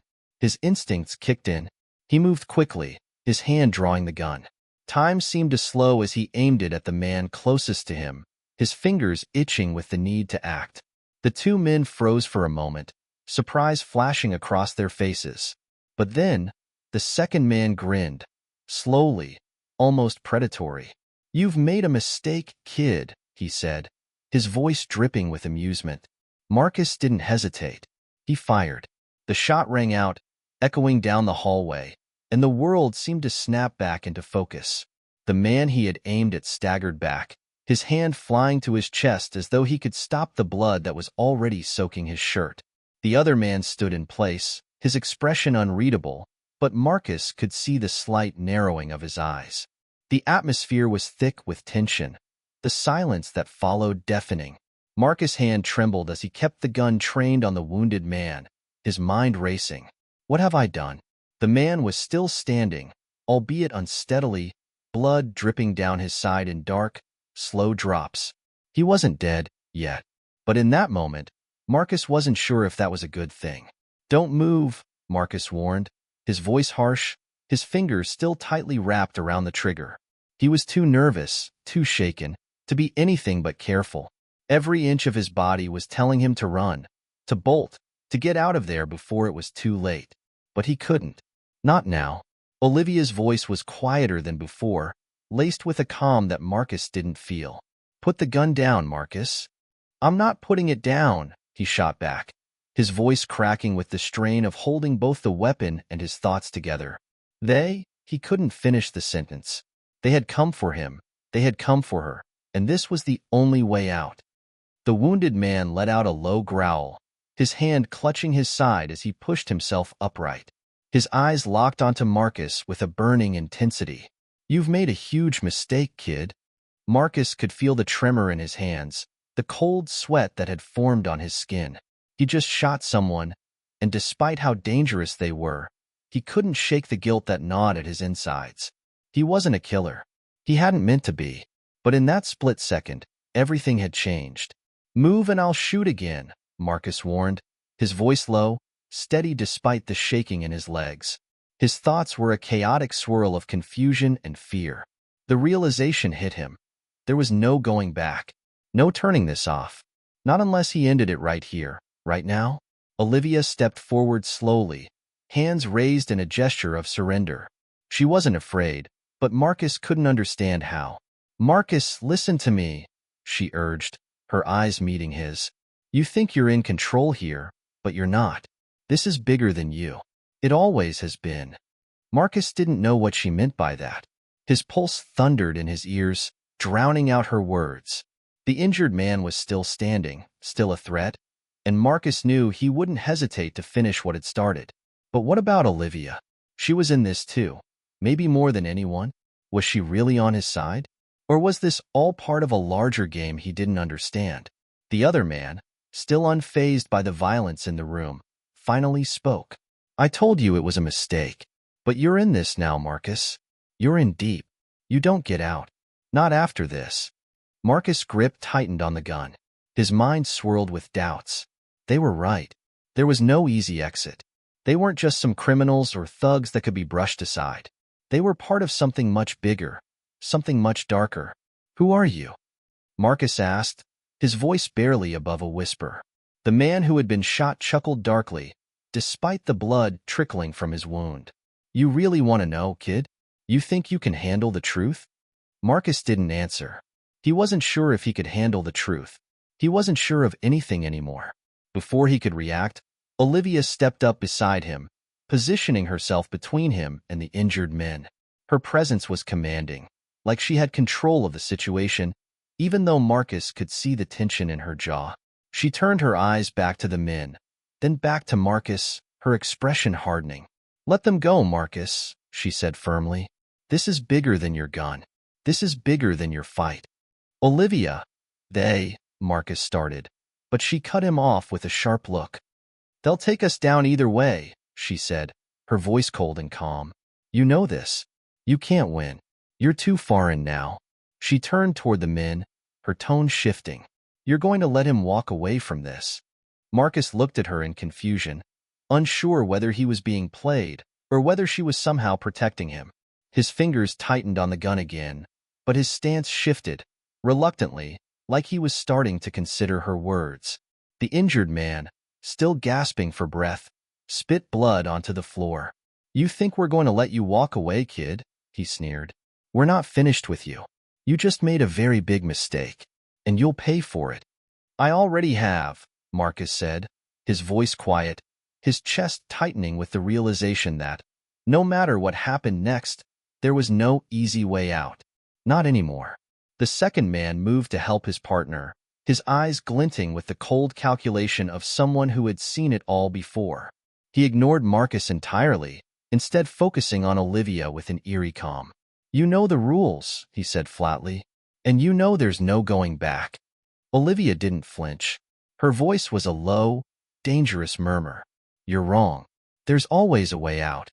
She reached down, her fingers brushing against Marcus' arm. "But it's not by killing each other." Marcus was frozen, unsure of what to do next. He had crossed a line. No matter how he tried to justify it, he had crossed it. And now, it was time to face the consequences. Before he could decide whether to fire again or to drop the gun, the silence was broken by the unmistakable sound of approaching sirens. The men froze. They all knew what that sound meant. Marcus felt a cold shiver run down his spine. The sirens weren't just for show. They were for him. This wasn't just about surviving the moment. It was about surviving the aftermath. Marcus felt the cold weight of the gun in his hands, but it wasn't the weapon that made his palms sweat. It was the reality of the situation crashing down on him. The sirens were drawing closer, the thrum of them reverberating through the ground like the pulse of a living beast. They weren't just coming for the men. They were coming for him. His heart hammered in his chest as he tried to make sense of what Olivia had said. There's always a way out. But was there? Could he escape this mess he had stepped into? His mind kept racing, searching for an out, any out, but all he could see were the dark figures of the men, their bloodied hands, their intent to make him pay. The injured man, still leaning against the wall for support, cursed under his breath, his hand moving toward his gun. "You don't get to walk away from this, kid," he growled, his voice full of venom. "You've sealed your fate. The cops will be here any second, and when they do, you're done." Marcus' eyes flicked from the man to Olivia and back again. Her calm was unnerving, almost as if she were completely in control of the situation. But he knew better than to trust anyone who seemed too calm in the middle of a storm. Especially now. Olivia's voice sliced through the tension. "Put the gun down, Marcus. It's over. Let's get out of here. Now." Marcus looked down at the weapon in his hands. He could feel the pulse of adrenaline in his veins, urging him to take action, to strike before they could retaliate. But Olivia was right. He wasn't going to win this by playing their game.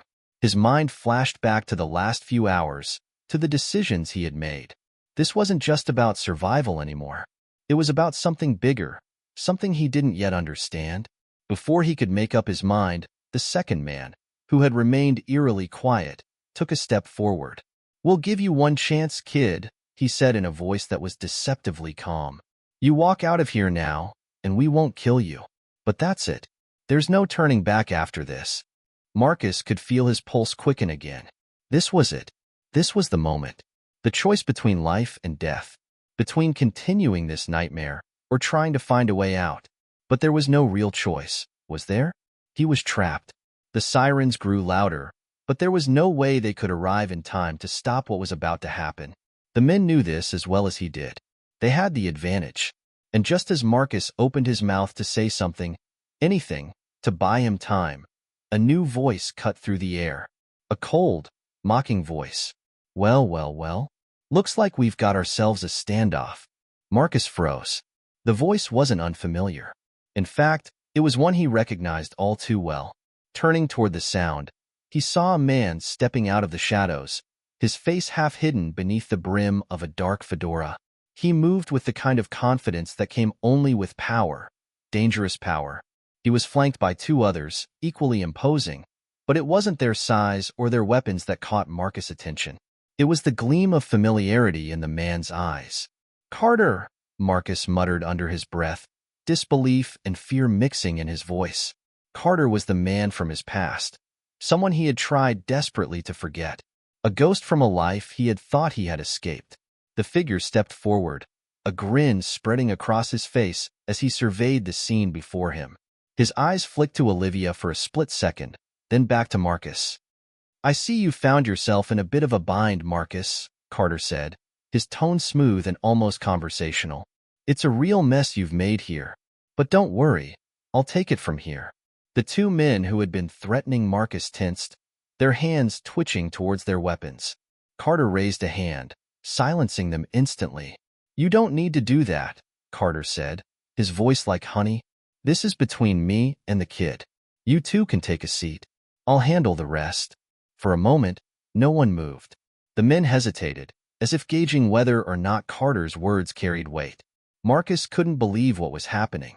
Carter was the last person he wanted to see right now, yet somehow, he felt a strange sense of relief that this new player had arrived. The air was thick with confusion and uncertainty, but if there was any hope for survival, it was tied to Carter's next move. The injured man looked to Carter, his expression dark. "You're not taking him, Carter. This kid's ours. We don't work for you anymore." Carter's smile didn't falter, though his eyes narrowed. "That's where you're wrong. You've already made your move. Now it's my turn. I didn't come here to negotiate, and I didn't come here to ask. Marcus is coming with me. No one else has a say." The tension in the alleyway thickened as Marcus stood there, frozen, trying to process what was happening. It was like a storm had rolled in, with Carter at its center, and everything around him was spinning out of control. But for the first time since the shooting, he didn't feel entirely alone. The cold weight of the gun in his hand felt insignificant compared to the forces at play now. Carter turned his gaze back to Marcus, his eyes glinting with a mixture of amusement and calculation. "You're not getting out of this, Marcus. You never were. But you can at least walk out with me. Alive." Marcus felt his mind race, the words forming slowly as he considered his next move. Live to fight another day, or die in a place you never wanted to be. But before he could speak, Olivia's voice cut through the tension. "He's not yours to take." Marcus' heart skipped a beat. Olivia, the one person who had been his lifeline in all this madness, was now challenging Carter? The same Carter who had haunted his past? This wasn't just a fight for survival anymore. It was a battle for control over Marcus' fate, and he wasn't sure if he was ready for that fight. The tension in the alley was suffocating, a deadly standoff that seemed to stretch time itself. Carter stood tall, his smirk never wavering, as Olivia faced him without an ounce of fear. Marcus had never seen this side of her. This was the woman who had calmed his nerves during their countless hours together, the woman who had given him a semblance of hope. But now, she was standing against a ghost from his past. "Olivia, get back," Marcus muttered, his voice barely a whisper. "You don't know what you're dealing with." Olivia didn't move an inch. Her eyes were locked onto Carter's, her expression hard. "I know exactly what I'm dealing with, and you're not taking him." Carter's laugh was cold and hollow. "You don't know the first thing about what you're up against, sweetheart. You've no idea who you're trying to protect." "I don't need to know," Olivia replied, her voice unwavering. "I'm not letting you take him. Not now. Not ever." Marcus looked back and forth between them, his mind spinning. The last thing he wanted was for Olivia to get caught up in this mess, especially when he didn't fully understand what was happening himself. Carter had been a specter in his life, pulling strings from the shadows. Marcus had always assumed that running away would be enough to escape him, but Carter's arrival here, his sudden appearance in Marcus' life, was more than a coincidence. "Olivia, this isn't just some small-time deal. This is bigger than you think." Marcus tried to warn her, his voice strained. But Olivia shook her head, not breaking her gaze from Carter. "I'm not afraid of him, Marcus," she said firmly. "I've dealt with people like him before, and I'm not going to let him win." But Marcus could see it in her eyes. She wasn't just talking about Carter. She was talking about everything, every decision, every mistake, every battle she had fought. Olivia had been in the game for a long time, and it showed. The fearlessness in her stance wasn't just confidence. It was the hard-earned wisdom of someone who had survived the worst. Carter's smile faded, his eyes narrowing. "You think you're the only one who's dealt with people like me? Trust me, sweetheart. You don't know what kind of storm you're stepping into." Olivia didn't flinch. She was right. She didn't flinch because she knew what it took to survive, what it meant to stand her ground. Marcus couldn't help but feel a sense of awe mixed with fear. There was no going back now. For a moment, neither side moved. The alley was a standoff, charged with hostility, each person calculating their next move. Marcus didn't know what Carter had planned, but he was sure of one thing. Carter wasn't here just for him. He was here for something far more valuable. But what? You're really not going to leave, are you? Carter said, his voice suddenly sharp. You think you can keep him safe from me? From what's coming? Olivia didn't answer immediately. Instead, she stepped forward, closing the distance between them. You don't scare me, Carter, and neither does your army. At that, the men behind Carter tensed, their hands inching toward their guns. Marcus' breath caught in his throat. He could feel the inevitable crashing toward them, the violence, the bloodshed. But then something happened that shifted everything. Carter raised a hand, and the men behind him froze. Hold, Carter commanded, his voice cool and authoritative. The two men took a step back, their expressions uncertain, but they didn't argue. It was clear they had no love for Carter, but they had learned to respect his power. Marcus was trying to make sense of the situation, but his mind kept spinning. What the hell was Carter doing here? There was no way this was just about him. Carter had an agenda, and Marcus had a sickening feeling that he was part of it, whether he liked it or not. I've got a proposition for you, Marcus, Carter said, turning his attention back to him. His tone was almost casual, as if they were negotiating a deal instead of standing on the precipice of violence. Marcus' blood ran cold. I'm not interested in anything you're offering. Carter's eyes gleamed, as if he'd been expecting this response. Of course you're not. But that doesn't really matter, does it? You don't get a choice in the matter. You never did. Olivia's eyes flashed with suspicion, and she turned to Marcus. What is he talking about? Marcus opened his mouth to speak, but the words wouldn't come. Carter's words hit him like a wave, crashing through the walls he'd spent years building. It wasn't just the past catching up with him. It was the future barreling down on him, the future that Carter had already set into motion long ago. Don't listen to him, Olivia said urgently, grabbing his arm. He's lying. You can get out of this. But Marcus knew, deep down, that there was no escape. Carter had been waiting for the right moment to strike, to bring everything full circle. And Marcus had a sinking feeling that the reason Carter had returned wasn't to kill him. It was to make him a part of something darker. Carter took a step closer, his shadow looming over both of them. You don't understand, Marcus. I didn't come here for revenge. I came here to offer you a place by my side. You've always been a part of this, whether you wanted to be or not. All I'm offering is a choice. You join me, and you walk away from all of this. Or you fight me, and you lose. And that's not a battle you'll win. Olivia's grip tightened on Marcus' arm. Don't listen to him, she repeated, her voice fierce. You don't have to make a deal with the devil. But Marcus wasn't listening. He was frozen, his mind in turmoil. Carter's words were like a weight, pressing down on him. The past, the mistakes, the decisions he'd made. All of it came rushing back in a flash. You're not alone in this, Marcus, Carter continued, his voice smooth as silk. You never were. Olivia was wrong. Marcus had always been alone. And now, he was being offered a chance to stop running. But the price of that freedom, was it worth the cost? The weight of Carter's offer pressed heavily on Marcus' chest, his mind spinning with the choices laid out before him. Olivia's hand on his arm was a lifeline, but it also felt like a tether holding him back from something inevitable. Carter stood before him, his expression unreadable, as though he were waiting for Marcus to make the wrong choice. Join me, Marcus. I know you've always felt out of place, running from the past, hiding from who you really are, Carter continued, his voice low and coaxing. But deep down, you know this is where you belong. You were made for this. Olivia's grip tightened as she pulled him slightly to the side, trying to shield him from Carter's words. You don't owe him anything, she said, her voice fierce but filled with concern. Marcus, you don't have to listen to him. Don't let him get inside your head. Marcus shook his head, struggling to focus. Every part of him screamed to run, to get as far away from Carter as possible, but another part of him, the part he tried so hard to suppress, knew that Carter wasn't lying. Not entirely. Marcus had been part of something once, something dark and dangerous, and running from it had cost him everything. Now, Carter was offering him a way back in, a chance to stop hiding, to stop running, to stand tall with power at his back. But at what cost? The alley around them seemed to close in, the walls narrowing as Carter's words echoed in Marcus' mind.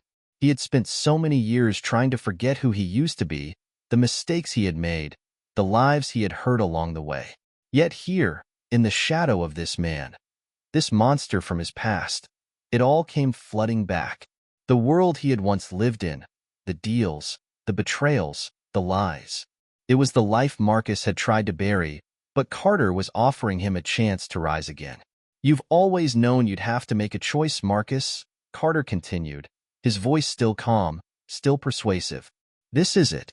You can run and hide, and let me take what's mine, or you can stand with me and take back what's yours. The decision is yours, but it's not one you can put off for long." The temptation hung in the air like a thick fog, and for a moment, Marcus could almost see the vision Carter was painting. A life free from fear, free from the constant need to hide, to look over his shoulder. All of it could be his again. All he had to do was take the step forward, accept the offer, and walk back into the world he had once known. But then there was Olivia, standing beside him, her eyes wide with urgency. Her belief in him was unwavering, but Marcus could see the fear creeping into her expression, the fear that he would fall for Carter's promises. Olivia had a way of seeing through people, cutting through the lies and the manipulations. She knew this wasn't just a deal, it was a trap. "You don't have to do this, Marcus," she said quietly, her voice shaking. "There's another way. We can find it together." Marcus swallowed hard, trying to block out Carter's insistent voice. The choice wasn't as clear-cut as it seemed. He could reject Carter and try to flee again, but that would only lead to more running, more hiding, until he was cornered and exhausted. Or he could take the dark path Carter was offering him, go back to a world that he knew all too well, but that would destroy him all the same. He turned to Olivia, searching her face for any hint of doubt, but there was none. She believed in him. She believed he could be more than what he once was. "I don't want to hurt you, Olivia," Marcus said, his voice rough. "I don't want to drag you into this." "You're not dragging me into anything," she shot back, her voice fierce. "This is about you. This is about what you want. And I know you're not that man anymore. I've seen the man you've become. Don't let him win." Carter scoffed, his eyes glinting with something dangerous. "She doesn't understand, Marcus. She never will. You think you can outrun the past? It's already caught up with you. You think you can hide behind her and pretend it's all over? The past doesn't care about your new life. It will come for you, no matter how far you run." Marcus' heart raced as the words struck a chord deep within him. His past, the sins he'd committed, the debts he'd never repaid. It was all there, waiting to pull him back under. He'd thought he could escape it, but now, in this moment, it felt like the chains had reappeared, dragging him down. Olivia stepped closer, her voice soft but unwavering. "You're not alone anymore, Marcus. You don't have to carry it all by yourself. Let me help you." For a moment, Marcus closed his eyes, overwhelmed by the weight of everything he had tried to forget. He had lived a life of self-imposed exile, trying to outrun his demons, but the truth was, the past could not be outrun. It could only be confronted. And it wasn't Carter who had the power over him. It was himself. He had to make a choice. Would he let his past dictate his future, or would he take control and forge a new path? Carter watched the exchange with amusement, clearly enjoying the internal battle Marcus was fighting. "You're wasting time, Marcus. You know what you need to do. It's in your blood. You were born for this." But Marcus knew better. The truth was, Carter was wrong. He didn't have to return to that world. He didn't have to be the person Carter wanted him to be. There was still time to make the right choice. With a heavy heart, Marcus turned his back on Carter. "I'm not going back. Not to you. Not to that life." Carter's eyes darkened with fury. "You think you can just walk away? You're mine, Marcus. Always have been." "I'm no one's but my own," Marcus said, his voice steady now. There was a long moment of silence before Carter nodded, a cruel smile crossing his face. "So be it. But remember, Marcus, you don't get to walk away without consequences. You've made your choice and now, I'm going to make mine." With that, he turned on his heel and walked away, his men following suit. Olivia exhaled a breath Marcus hadn't realized she was holding, but he knew the danger wasn't over. Carter might have left for now, but this was far from the last time they would cross paths. Marcus turned to Olivia, the weight of what had just happened settling in. I hope I made the right choice. Olivia met his gaze, her eyes full of determination. You did, and we'll figure out the rest together. Marcus couldn't shake the feeling that something was coming, a reckoning he wasn't prepared for. The brief sense of relief that followed his decision to turn Carter away quickly gave way to unease, a sense of foreboding that crept over him, like a storm gathering on the horizon. Olivia noticed it too. She had been trying to comfort him, but now, her gaze kept darting to the darkened street, the shadows that clung to every corner like ghosts. Do you think he's really gone? She asked softly, her voice tinged with concern. Marcus shook his head. No, he won't let this go. He never does. It wasn't just Carter's threat that weighed on Marcus. It was the knowledge that, despite his best efforts, the past was never truly behind him. Carter was a constant, a reminder of the man Marcus used to be, and the world that still held his name in its grip. Every step Marcus took forward felt like a step on a tightrope, and one wrong move could send him crashing back into the abyss. We need to get out of here, Olivia said, taking a step closer to him. If he comes back with his people. We can't run forever, Marcus interrupted, his voice sharp. He didn't mean to snap at her, but the truth of it gnawed at him. He'd been running from the past for years, and for once, he wanted to fight back, to stand his ground. We have to be ready for him. Olivia met his eyes, her jaw set in determination. Then we prepare. But I'm not letting you face this alone. Marcus looked at her, grateful for her unwavering support, but a part of him wished she would walk away from all of this. The danger was real, and no matter how much he tried to shield her from it, the reality of their situation was inescapable. He'd already pulled her into a world that would chew them both up and spit them out if they weren't careful. But Olivia wasn't afraid. Not of him, not of Carter, and not of the darkness that Marcus could still feel lurking just beyond the edges of his thoughts. We need to figure out where Carter's coming from, she said, a plan forming in her mind. If we know what he wants, we can stay one step ahead of him. Marcus nodded, but his mind was elsewhere. He was thinking about his family, his sister, his parents, people who still lived in the city.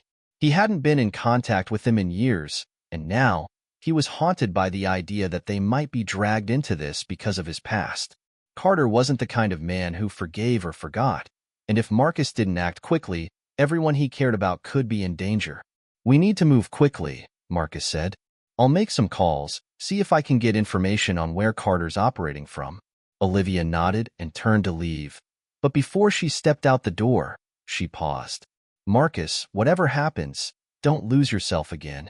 His throat tightened, but he managed a tight smile. I won't. I've got too much to fight for now. But as he watched her disappear into the night, the fear that had been gnawing at him since the moment Carter walked into his life started to grow. He couldn't help but wonder if, deep down, he was already too far gone to fight back against the man he used to be. The next few days were a blur of tension. Marcus spent hours calling old contacts, digging through layers of information, and trying to piece together any shred of intelligence that might give him an advantage. But Carter was elusive, and his reach was far wider than Marcus had anticipated. He wasn't just a local threat anymore. He was part of something much bigger, something that spanned cities, countries even, and it was clear now that Marcus wasn't just running from Carter. He was running from an entire network of people who would stop at nothing to reclaim what they believed was theirs. Olivia stayed by his side through it all, her calm presence a steadying force in the chaos of Marcus' mind. She was the one who kept him grounded when the weight of the situation threatened to crush him. But even her optimism couldn't change the reality that every move they made, every plan they executed, felt like they were just spinning their wheels. Carter was always one step ahead. That night, as they sat together in the small apartment Marcus had been renting, the tension finally broke. Marcus was pacing, phone in hand, when he paused and looked at Olivia, his eyes dark with worry. I don't know what to do anymore, he admitted, the words feeling like a confession. Every time I think I've got a lead, it turns out to be a dead end. I don't even know who to trust anymore. Olivia didn't hesitate. You trust me, and you trust yourself. You've gotten this far without falling back into the trap. You can keep going. Marcus looked at her, the exhaustion of the past few days catching up to him. I don't know if I can. Not without bringing everyone down with me. You won't, she said firmly. We'll get through this together. We always do. But despite her words, Marcus couldn't shake the feeling that this wasn't just about him anymore. Carter's obsession with him had become a shadow over everyone he cared about. And no matter how hard he fought, he was beginning to realize that the storm wasn't just about surviving. It was about making a stand. And when the storm finally hit, he had to be ready. The next morning, Marcus woke up to a message on his phone. The familiar contact name sent a shiver down his spine. Carter. The message was simple, yet it carried a weight that made Marcus' blood run cold. You've made your choice. Now, it's time to face the consequences. Marcus' hand trembled as he stared at the screen. He knew, without a doubt, that the storm was no longer just coming, it had arrived. Marcus stood in the middle of the room, staring at his phone as if he could will the words to disappear. But they didn't. The message from Carter was clear, its implications heavy. Every part of Marcus wanted to believe it was just another empty threat, another game Carter played to toy with him. But deep down, he knew this was different.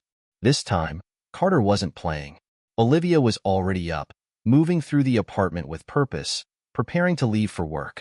She glanced over at Marcus, who was still holding his phone, his face pale. "What's wrong?" she asked, her voice tight with concern. Marcus' lips pressed into a thin line. He didn't want to worry her, didn't want to drag her into the storm any more than he already had. But the truth was unavoidable. "He's coming," he said quietly, his eyes still locked on the phone in his hand. "Carter's not done with me. And I don't think he's just coming for me anymore." Olivia stopped in her tracks, the breath she'd been holding escaping in a sharp exhale. "What do you mean?"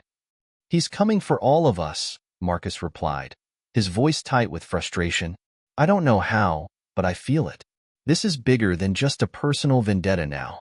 Olivia's face hardened with resolve. "Then we'll deal with it. Together." Marcus turned to look at her, the weight of everything crashing down on him. For the first time, the reality of their situation truly set in. They weren't just dealing with a man trying to ruin his life. They were up against a network, a system that had far more resources and power than they could possibly imagine. "I'll start making some calls," Marcus said, pulling himself together. "I need to know exactly who I'm dealing with." But Olivia was already steps ahead. "I've got an idea," she said, pulling her phone out of her pocket. "I know someone who might be able to help, but we need to move fast." Marcus raised an eyebrow. "Who?" "I'll explain later," Olivia said with a quick glance at the door. "Right now, we need to get out of here. If Carter knows we're onto him, we can't stay here. It's too risky." She was right. As much as he hated the idea of running, Marcus knew they couldn't afford to stay in one place for long. The storm was already closing in. They left the apartment in a hurry, each of them scanning the streets as they walked to the car. Marcus kept his hand close to his jacket pocket, where he had a concealed weapon, but even that felt like a meager defense against the chaos that was about to unfold. As they drove, Olivia was silent for a while, her face fixed with determination.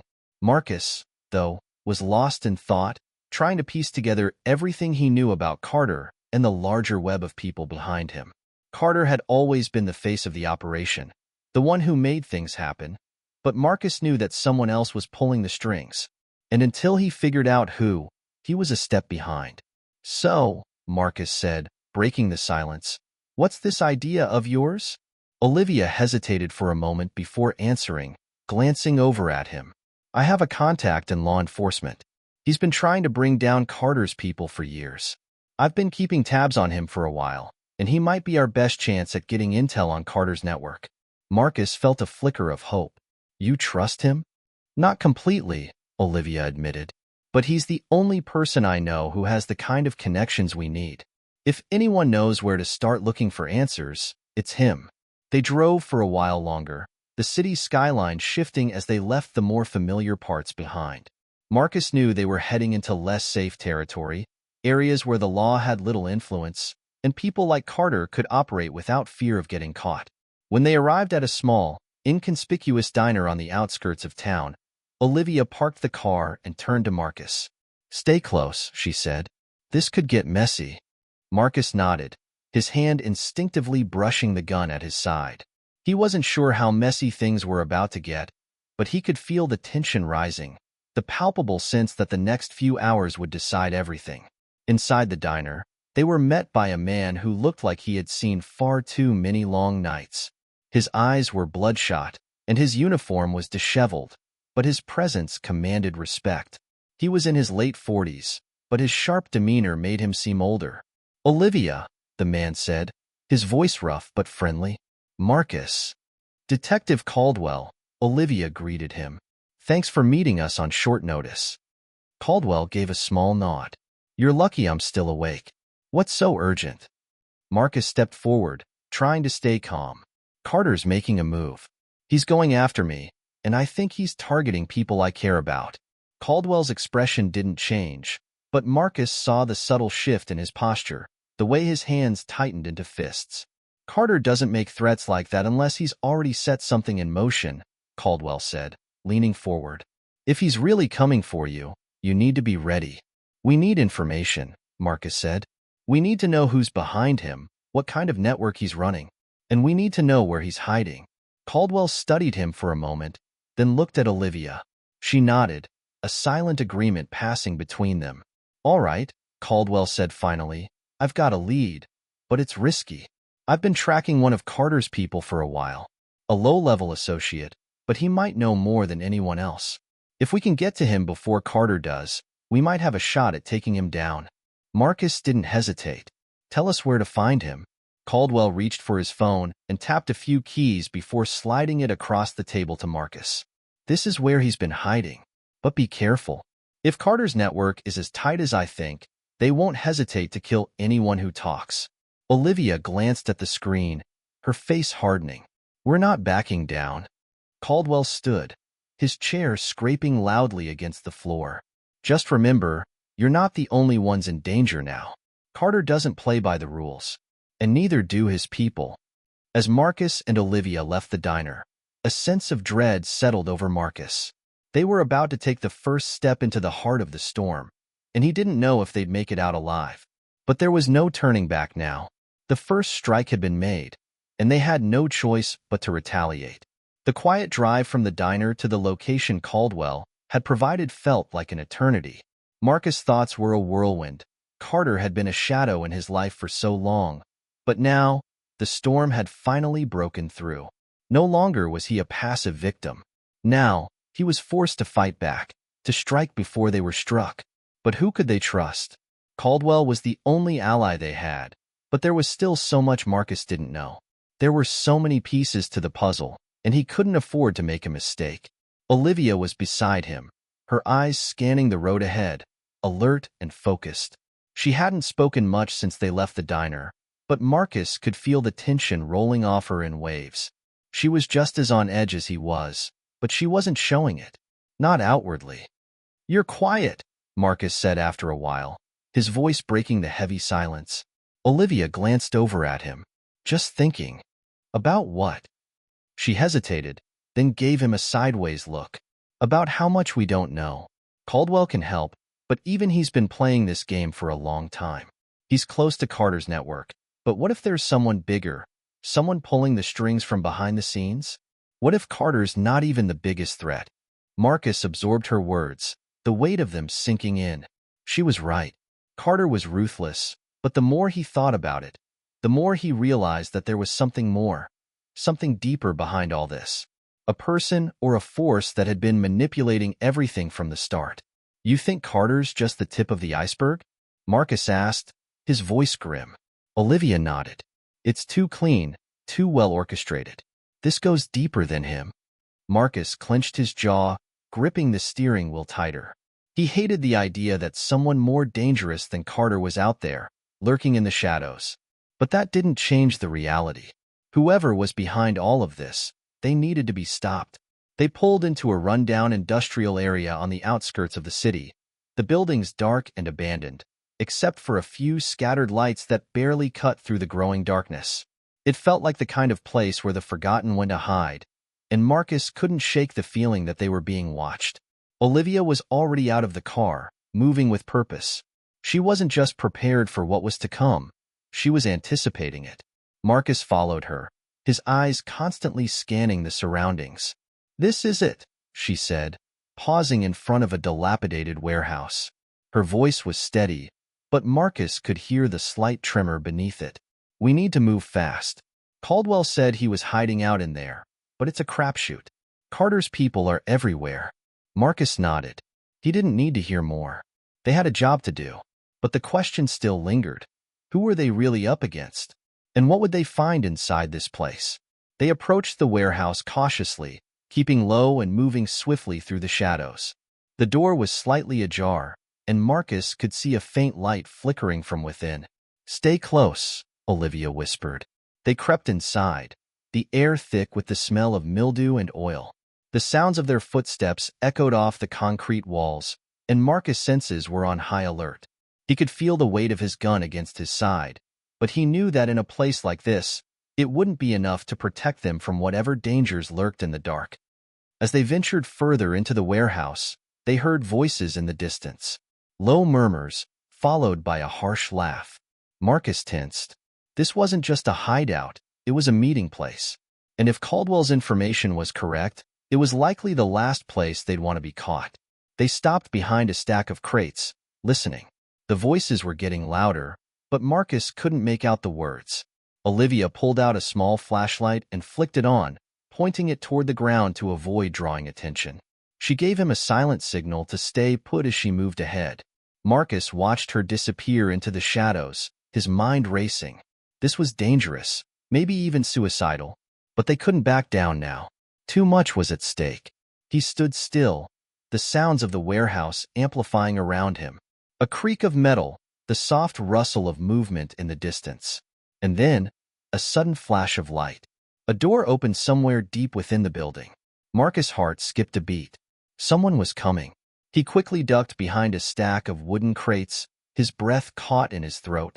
Olivia had to be nearby, but he couldn't see her anymore. The light was moving closer, and the footsteps were getting louder. Whoever was coming didn't seem to be in a hurry, as if they were confident no one would dare to intrude. But Marcus wasn't about to give them that luxury. A few seconds later, he saw a figure emerge from the shadows. A man, tall and broad-shouldered, with a handgun strapped to his waist. He was casually walking toward the other side of the warehouse, not even noticing the hidden threat lurking just a few feet away. Marcus didn't move. He couldn't risk making a sound, not until he knew for sure what was going on. As the man passed him, Marcus felt a pulse of urgency. He couldn't let this go on any longer. He shifted slightly, preparing to move when suddenly, "Freeze!" Marcus' heart lurched in his chest as a voice called out from behind him. He spun around, instincts kicking in, but there was no one there.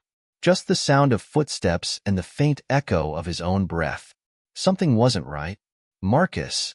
Olivia's voice rang out suddenly from the other side of the warehouse, urgent and sharp. "Get down!" Without thinking, Marcus dove toward the ground, rolling behind another row of crates as bullets ripped through the air above him. The force of the gunfire made his ears ring, but his mind was still focused on Olivia, on finding the truth, on surviving. The firefight was brief but intense, a flash of chaos and adrenaline. Marcus didn't know who fired first, but he could hear the distinct sound of bullets ricocheting off metal, the shouts and curses from the men on the other side of the room. He scrambled to his feet, his gun raised, scanning the warehouse for any sign of movement. He saw Olivia duck behind a pillar, her own gun out, her focus razor sharp. She was holding her own, but they both knew this was only the beginning. They had to get out of here, and they had to do it fast. He could feel the adrenaline pulsing through his veins, every nerve alive with urgency. The warehouse, once a quiet hideaway, had turned into a battlefield. Olivia's gunshots had answered the initial barrage, but the fire from the other side was relentless. Marcus checked his ammo. He was down to his last few rounds. Not nearly enough for what was coming. His mind raced. They had to get out, but how? He glanced over at Olivia, who was crouched low, peeking around the pillar. Her eyes locked with his, and for a split second, they exchanged an unspoken understanding. They needed a plan. Now, from behind the crates, Marcus heard the unmistakable sound of footsteps, more than one. The attackers were closing in. Whoever they were no amateurs. They knew how to move, how to position themselves, and they were methodical. "Stay low," Olivia whispered, her voice steady but urgent. Marcus nodded, his hand tightening around his gun as he scanned the room. The dim light made it difficult to see clearly, but he could make out shadows moving from the far end of the warehouse. They were outnumbered. He knew that much. "Any ideas?" he muttered, keeping his voice low. Olivia didn't respond immediately. Instead, she studied the room, her eyes flicking to the overhead catwalks, the narrow exits, and the old machinery scattered around the floor. After a moment, she nodded, her jaw clenched in determination. "We make our move toward the back," she said. "There's an exit there, but it's locked. We'll need to force it open." Marcus glanced in the direction she pointed. The back of the warehouse was less illuminated, a maze of old crates and equipment. It wasn't ideal, but it was their only option. "Let's go," Marcus said. They both moved at once, low and fast, careful not to make a sound. The footsteps grew louder, but they managed to keep their distance. As they neared the back of the warehouse, Marcus caught sight of the exit door. Rusty, old, but sturdy. "Cover me," Olivia said, her voice tight. Marcus didn't hesitate. He raised his gun, ready to take out anything that came their way. Olivia sprinted toward the door, crouching low as she reached it. She quickly pulled out a small crowbar from her bag and began working on the lock. But before she could get the door open, "Freeze!" a voice shouted from behind them. Marcus turned sharply, his gun aimed in the direction of the voice. But there were 3 men now, each holding their guns at the ready. The situation had gone from bad to worse. "Not so fast," the man in the front said, his voice cold and authoritative. "You really think you could just waltz in here and walk out? You've been playing this game for too long." Marcus' mind raced. They were cornered, and every instinct told him that they couldn't just fight their way out. But what choice did they have? Olivia, still crouching near the door, didn't move. Her hands gripped the crowbar tightly, her eyes flicking between the men and Marcus. She was calculating, analyzing, waiting for the right moment. "I'm not going to ask again," the man said, taking a step forward. "Drop your weapons. Now." Marcus exchanged a glance with Olivia. The moment was coming. He could feel it. "Olivia, go," he said, his voice low but firm. Without hesitation, she sprang into action. She launched herself at the door with the crowbar, using it like a battering ram, slamming it into the lock. The force of the blow sent the door crashing open, but the noise was deafening. The men reacted instantly, turning their guns toward Olivia. "Down!" Marcus yelled, leaping toward her. But in the split second it took for him to move, one of the men fired. The shot rang out, and time seemed to slow. Marcus saw the muzzle flash. He saw Olivia's eyes widen, and then a body hit the ground. Olivia dropped, but not because she'd been hit. The shot had missed her, barely, but she'd taken cover behind an old piece of machinery. Marcus felt a wave of relief, but the momentary lapse in his attention almost cost him. The gunfire had drawn more attention. He could hear more footsteps now, more voices shouting in the distance. They were surrounded, but there was no turning back. "Move!" Olivia shouted. Marcus grabbed her hand, pulling her toward the exit as she sprinted ahead. The men were closing in fast, but the chaos of the moment worked in their favor. As they ducked out of the door, Marcus saw the outline of a figure standing at the far end of the alley. A tall man in a suit. He didn't move. Olivia and Marcus sprinted toward him, their footsteps heavy against the concrete. But before they could reach him, the man raised his hand, signaling them to stop. "Stop right there," the man said, his voice calm, almost bored. Marcus skidded to a halt, his heart pounding in his chest. This man, he looked familiar, but Marcus couldn't place him. "Who are you?" Olivia demanded. The man stepped forward, the light from the street lamp revealing his sharp features and calculating eyes. "I'm the one who's been cleaning up your mess," he said, a cold smile on his lips. "Cleaning up?" Marcus repeated. "What does that mean?" The man chuckled, the sound more like a dry cough. "It means I'm the one Carter answers to." And it means that you're not as far from the fire as you think. You're out of your depth. The words sent a chill down Marcus' spine. Carter had been a dangerous man, but this was something worse. The weight of the moment pressed down on him, but there was no time to process. Suddenly, the sound of approaching sirens cut through the air, and the man's expression shifted, just slightly, almost imperceptibly. "Get out of here," he said, his tone suddenly less calm, more urgent. "This isn't over, but it will be soon enough." Without another word, the man turned and disappeared into the shadows. "Let's go," Marcus said, pulling Olivia by the arm. They didn't need another invitation. The sirens were getting closer, and they couldn't afford to be caught.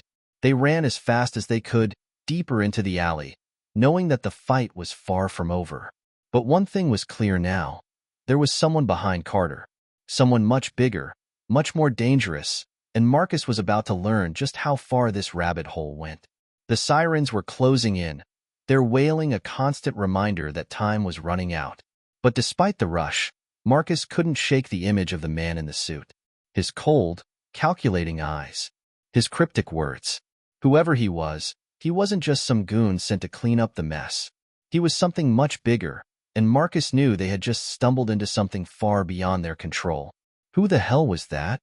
Olivia asked, her voice barely above a whisper as they ducked behind a dumpster to catch their breath.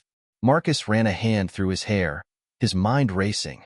"I don't know, but he's tied to Carter. That much is clear. And if he's involved, we're not just dealing with street thugs anymore. We're dealing with someone who has serious pull." Olivia nodded, her face set in grim determination. "We need to find out who he is. And fast. Because if they're coming for us, we need to be ready."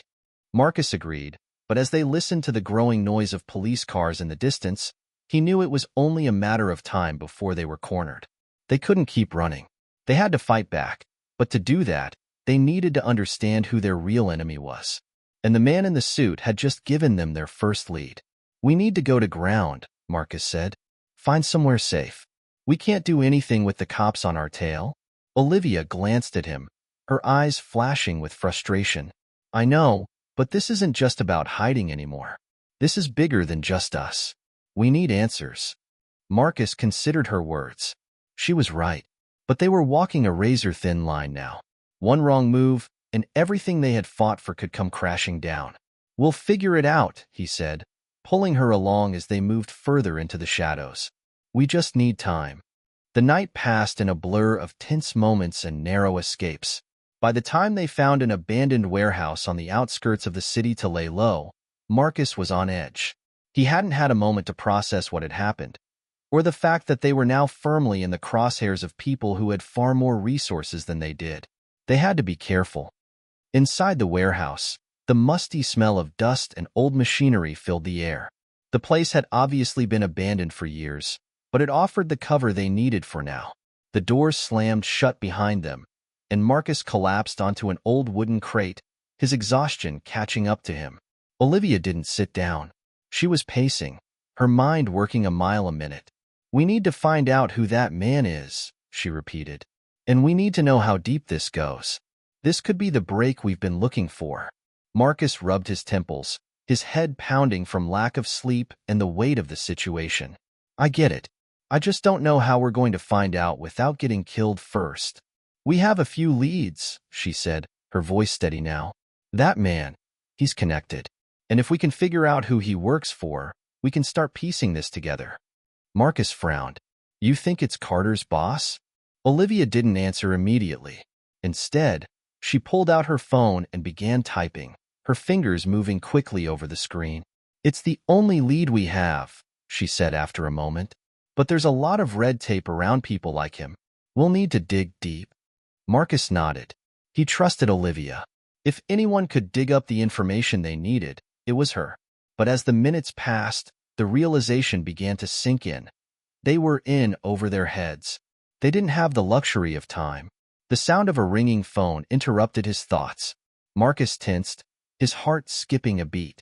Olivia held up a finger, signaling him to be quiet as she answered the call. "Yeah," she said, her tone sharp. The voice on the other end was muffled, but Marcus could make out a few words. Olivia's expression shifted as she listened, her jaw tightening. Finally, she hung up and turned to him. That was Hunter. Marcus felt his stomach drop. Hunter was the last person they wanted to hear from right now. He was an old contact, a hacker with a network of information that spanned everything from government secrets to the underworld. If anyone knew about the man in the suit, it would be him. What did he say? Marcus asked, his voice low. Olivia took a breath, then spoke slowly. He's got something. He's found a link between the man in the suit and a corporation called Blackstone Industries. They've been buying up properties all over the city for the last year, and some of them are, well, let's just say they're not on the public record. Marcus' heart raced. Blackstone Industries. He'd heard whispers about them before. They were a shadowy conglomerate with ties to everything from construction to technology, but no one really knew who was running the show. And now it seemed like they were pulling the strings behind Carter. You sure about this? Marcus asked, though he could tell by Olivia's expression that this wasn't a lead to dismiss. Positive, she said, her eyes hard. Hunter's got the data. We can't waste any more time. Marcus stood, his body stiff from the tension. All right, let's move. Where do we go from here? Olivia didn't hesitate. We find Blackstone. We start with their CEO. If anyone's going to know who the man in the suit is, it's him. The hours that followed were a blur of planning, phone calls, and gathering what little intel they could from Hunter's network. But even as they prepared for the next step, Marcus couldn't shake the feeling that they were walking into a trap. And the more he thought about it, the more he realized. They weren't just being hunted by Carter anymore. They were being hunted by a much bigger predator. The information Hunter had sent over was like a map, leading them straight into the heart of the beast. Blackstone Industries wasn't just another corporation.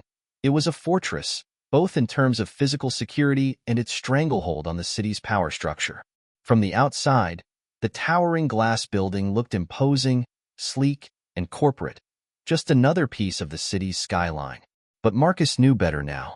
What it housed inside was something far darker. This place gives me the creeps, Olivia muttered, scanning the perimeter as they approached the building. Marcus nodded. His eyes narrowed as he took in the security. Armed guards posted at every entrance, surveillance cameras on every corner, and a heavy police presence. Blackstone had deep pockets and even deeper ties, and they weren't about to let anyone get close without a fight. We won't be able to just walk in, Marcus said, his voice low. We'll have to find another way. Olivia was already 2 steps ahead. Hunter said there's a way into their data center through the maintenance tunnels. We'll have to get past security, but once we're inside, we can access their internal systems and find the CEO's schedule. That'll give us the leverage we need. Marcus felt a knot tighten in his stomach. Infiltrating the building was risky, but there wasn't much choice. If Blackstone was truly connected to the man in the suit, then whoever was running the company held the answers they needed. Answers that could get them out of this mess. Let's move then, Marcus said, his tone sharp. The first part of their plan was simple enough. Get into the maintenance tunnels. But getting past the guards was another story. The security around Blackstone Industries was tighter than anything Marcus had ever seen. They couldn't afford to make a mistake. They couldn't afford to be seen. They waited in the shadows for what felt like an eternity, watching the guards' movements. Marcus had always been good at reading people, but this was different. These men were professionals, and the slightest slip-up would get them caught. Finally, they saw their chance. One of the guards walked away from his post, leaving a gap in the surveillance. Olivia grabbed Marcus' arm and motioned for him to follow. They slipped through the alley and reached a maintenance hatch at the back of the building. The air around them felt thick with tension. Every sound amplified as they crouched down and unlocked the hatch. Inside, the tunnels were cold and damp, a stark contrast to the sleek, polished exterior of the building. Marcus could almost feel the history of the place, the hidden, underground world that ran parallel to the polished facade above. It was a reminder that Blackstone Industries, for all its gloss, had a dark underbelly. They moved quickly through the tunnels, using the map Hunter had provided them to navigate. Every step brought them closer to their goal, but Marcus couldn't shake the feeling that they were being watched. He had no proof, but it was a gut instinct, one he had learned to trust over the years. How much further? He asked. his voice barely a whisper. Olivia checked the map on her phone. We're almost there. Just a few more corridors, and we should be able to access their main server room. They reached the end of the tunnel, where a steel door loomed in front of them. The keypad on the side glowed a faint red, and Marcus knew they would have to hack their way inside. Olivia didn't hesitate. She pulled out a small device from her bag, a high-tech tool Hunter had provided them with, and set to work. Marcus kept watch, his senses alert. The silence in the tunnels was almost suffocating, but every creak and groan of the building made him feel like they were one step away from being caught. After a few tense minutes, the door clicked open. Marcus and Olivia exchanged a quick glance before slipping inside. The server room was vast, with rows of blinking machines and humming equipment. The air was thick with the smell of electronics, and the constant buzz of machinery made it feel like they were in the heart of the city's lifeblood. Olivia wasted no time. She plugged the device into one of the terminals and began typing furiously. The screen flickered to life, and Marcus watched as she navigated through the layers of firewalls and encryption. He knew she was good, but this level of security was no joke. Blackstone wasn't just protecting data. They were guarding their empire. "We don't have much time," Olivia muttered, her fingers moving faster. "We need to get in, get the information we need, and get out."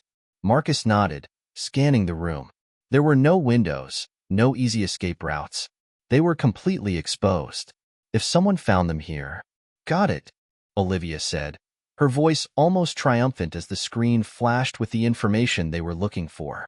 Marcus moved to her side, peering at the display. "The CEO's schedule," he murmured. "That's our in." But just as they were about to pull out, a low beep echoed in the room. Marcus froze, his heart leaping in his chest. "What the hell is that?" Olivia whispered, her eyes wide with alarm.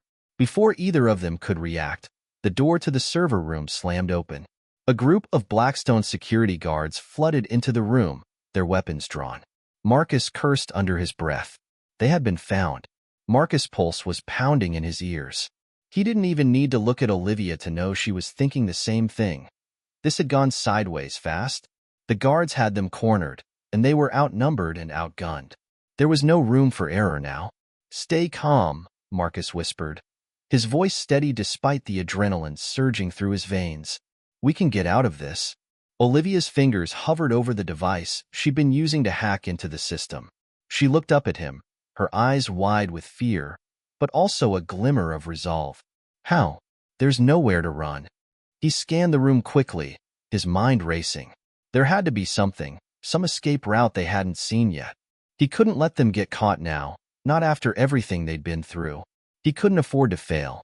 The guards were getting closer, their heavy footsteps vibrating through the steel floor. Marcus had only moments to act. "Get behind the server racks," he ordered. "I'll draw their attention. We'll try to make it to the maintenance tunnels. They won't expect us to double back." Olivia hesitated for a moment, but then nodded. Without a word, she darted behind a row of massive servers, disappearing into the shadows. Marcus could hear her breath quicken, but she didn't make a sound otherwise. The guards were almost on top of them now, and Marcus knew time was running out. He could feel the weight of the gun tucked into his waistband, but he didn't want to use it. Not yet. Not if he didn't have to. They were too close. Any misstep would make it impossible to escape. He took a deep breath, then stepped out from behind the terminal.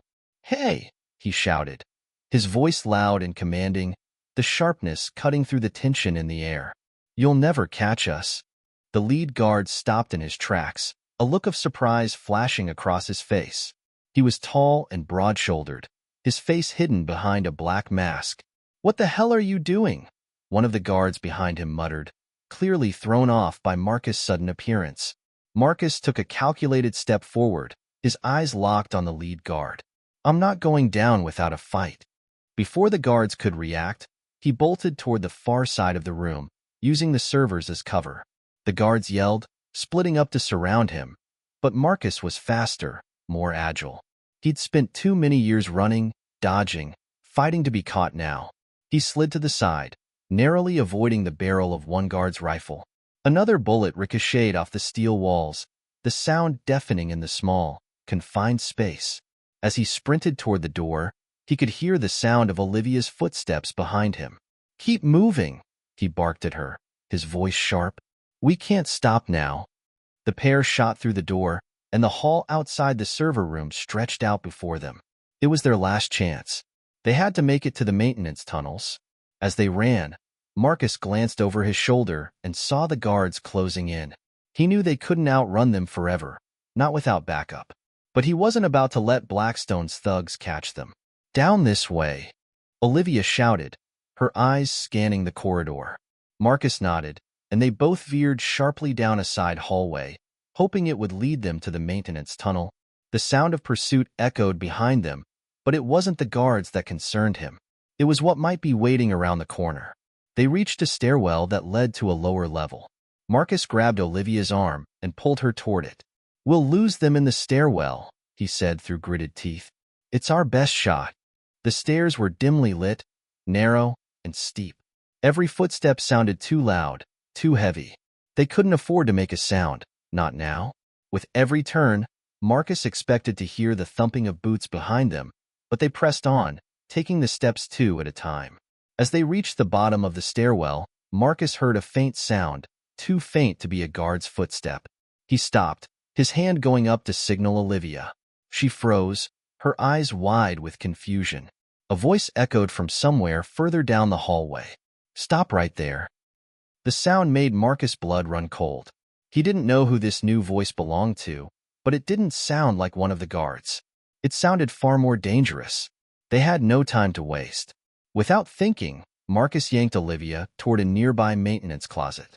He shoved the door open just in time, and they both ducked inside, the door clicking shut behind them. Inside, the small space was filled with cleaning supplies and old boxes, but it would have to do. They huddled together, holding their breath, listening as the footsteps grew louder. The door to the stairwell creaked open. Marcus' hand was on the grip of his gun, but he knew they couldn't shoot their way out of this. Not with the way things were shaping up. Through the crack in the door, Marcus saw two men in black tactical gear appear in the hallway. They weren't Blackstone's usual security. These men were different. They moved with precision, with the kind of discipline that made Marcus' instinct scream. The men passed by the closet, and Marcus held his breath, every muscle in his body locked tight. They were close, too close. If one of them stopped for even a second, the men didn't stop. They passed by, heading down the hall toward the stairwell, and Marcus exhaled a silent breath of relief. But he knew they couldn't stay here for long. Their time was running out. "Let's move," he whispered to Olivia. "We can't stay here." Olivia nodded, her face pale but determined. They were running out of options, but Marcus wasn't about to give up now. They had come too far. Marcus' heart was hammering against his ribcage as they moved swiftly through the shadows. Every creak of the floor, every breath felt amplified in the silence. The air in the maintenance closet had been thick, but here, in the corridor that stretched before them, it was worse. They were close to the end game, and every instinct Marcus had was screaming at him to run faster. Olivia's voice was barely a whisper. "Do you think we can make it out?" "I don't know," Marcus replied, keeping his voice low, his eyes scanning the darkness ahead. "But we have to try." The footsteps they had heard earlier had disappeared down the hall, but Marcus wasn't about to relax.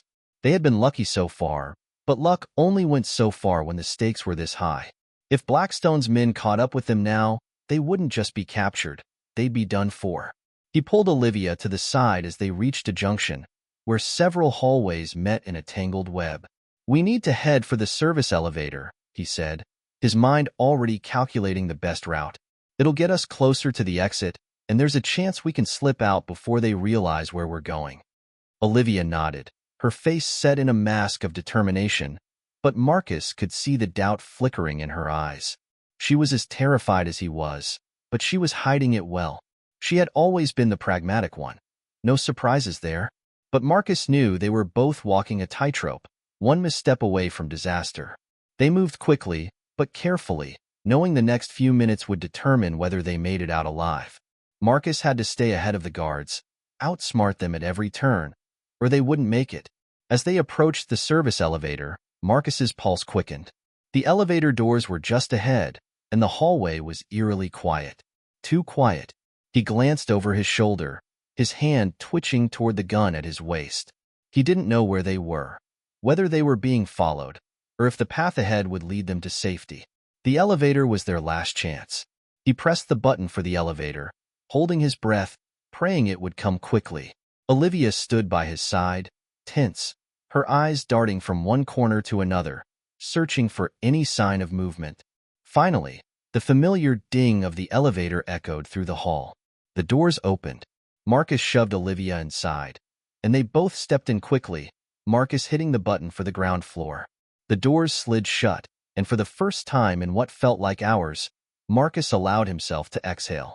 He leaned against the wall, his eyes still trained on the control panel, watching the floors pass as they descended. Each floor felt like an eternity. He didn't want to relax. Not yet. You think we're safe? Olivia asked, her voice tight with strain. Not yet, Marcus muttered, his gaze still locked on the numbers flashing above the door. We're not out of this yet. The elevator descended slowly, as though mocking their desperation. Marcus glanced back at Olivia, watching her face tighten with worry. He could see the anxiety in her eyes, the same anxiety he felt, but he had to stay focused. There was no room for distractions. As the elevator passed the lower floors, Marcus heard something. It was faint at first, but unmistakable. The sound of boots on concrete, echoing down the hallway. A few seconds later, the unmistakable ding of an elevator arriving on their floor. Shit, Marcus cursed under his breath. They're here. Olivia's eyes widened. What do we do now? Marcus didn't have time to answer. The elevator doors opened, and standing there, at the end of the hallway, was a group of Blackstone's finest. The first guard stepped forward, his eyes locked on the elevator doors, and Marcus knew they had seconds, maybe less, before they were swarmed.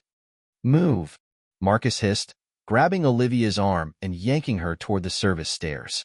They sprinted down the corridor, dodging behind a stack of crates, their footsteps muffled by the thick industrial carpet.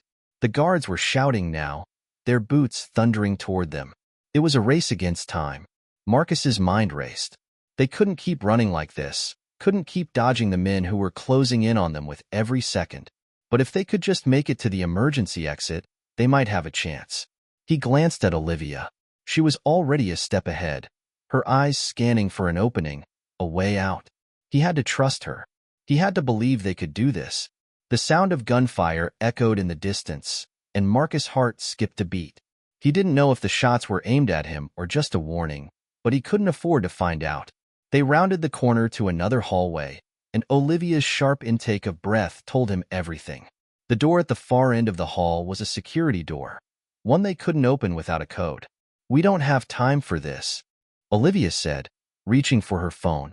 Get it open, Marcus barked, scanning their surroundings for any other way out. She was already working, her fingers moving quickly over the phone screen. The sound of footsteps was growing louder. The guards were close. Too close.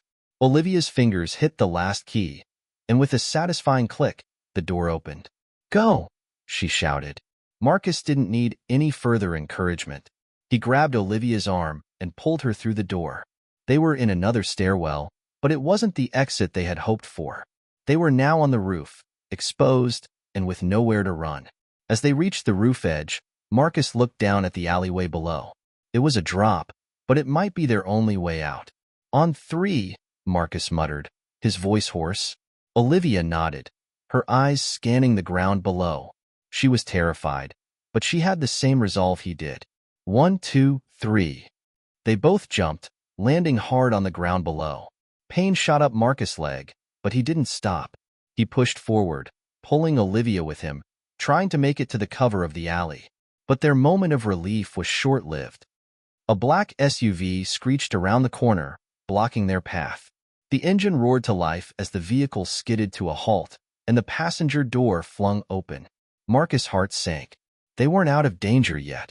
The SUV screeched to a halt in the middle of the alley, blocking their only path forward.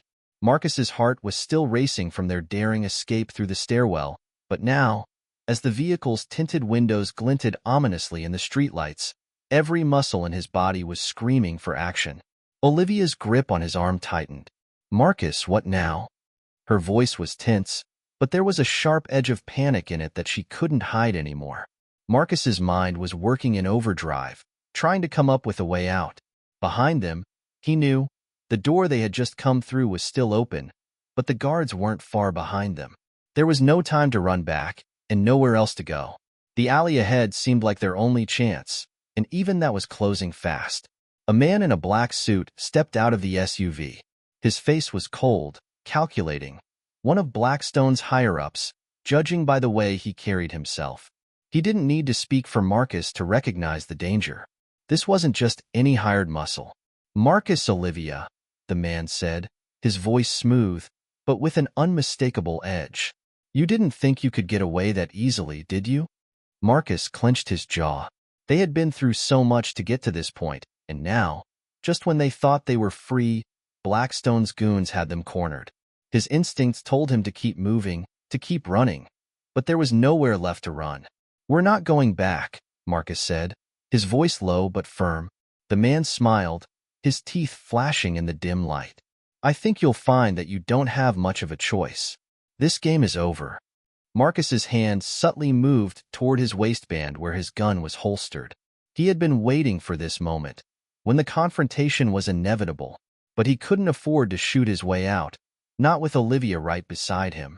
His thoughts raced, trying to come up with a better way. A plan. Behind the SUV, a second figure emerged from the shadows. Another one of Blackstone's men, this time with a heavy-set build. Marcus's hand hovered over his gun again, but he had to think fast. One wrong move, and it would all be over. "Let me guess," Marcus said, his voice growing steady despite the chaos swirling in his mind. "You're here to clean up the mess." He took a step forward, his posture defiant. The man in the suit's eyes narrowed. "Something like that. You've been a thorn in Blackstone's side for far too long." "Then you've underestimated me," Marcus said, his voice now laced with certainty. "And that's the last mistake you'll make." For a moment, there was silence. The tension hung thick in the air. Marcus wasn't backing down. He couldn't. Not now. Not after everything they had been through. Then, to his surprise, the man in the suit chuckled darkly. "You still don't get it, do you? It's not about us catching you. It's about making sure you never leave. Ever." As if on cue, the sound of footsteps echoed from behind them. Marcus cursed under his breath. More men. There was no escape. But Olivia was the one who saw it first. She had been scanning the surroundings, her eyes darting from the alley walls to the narrow windows above.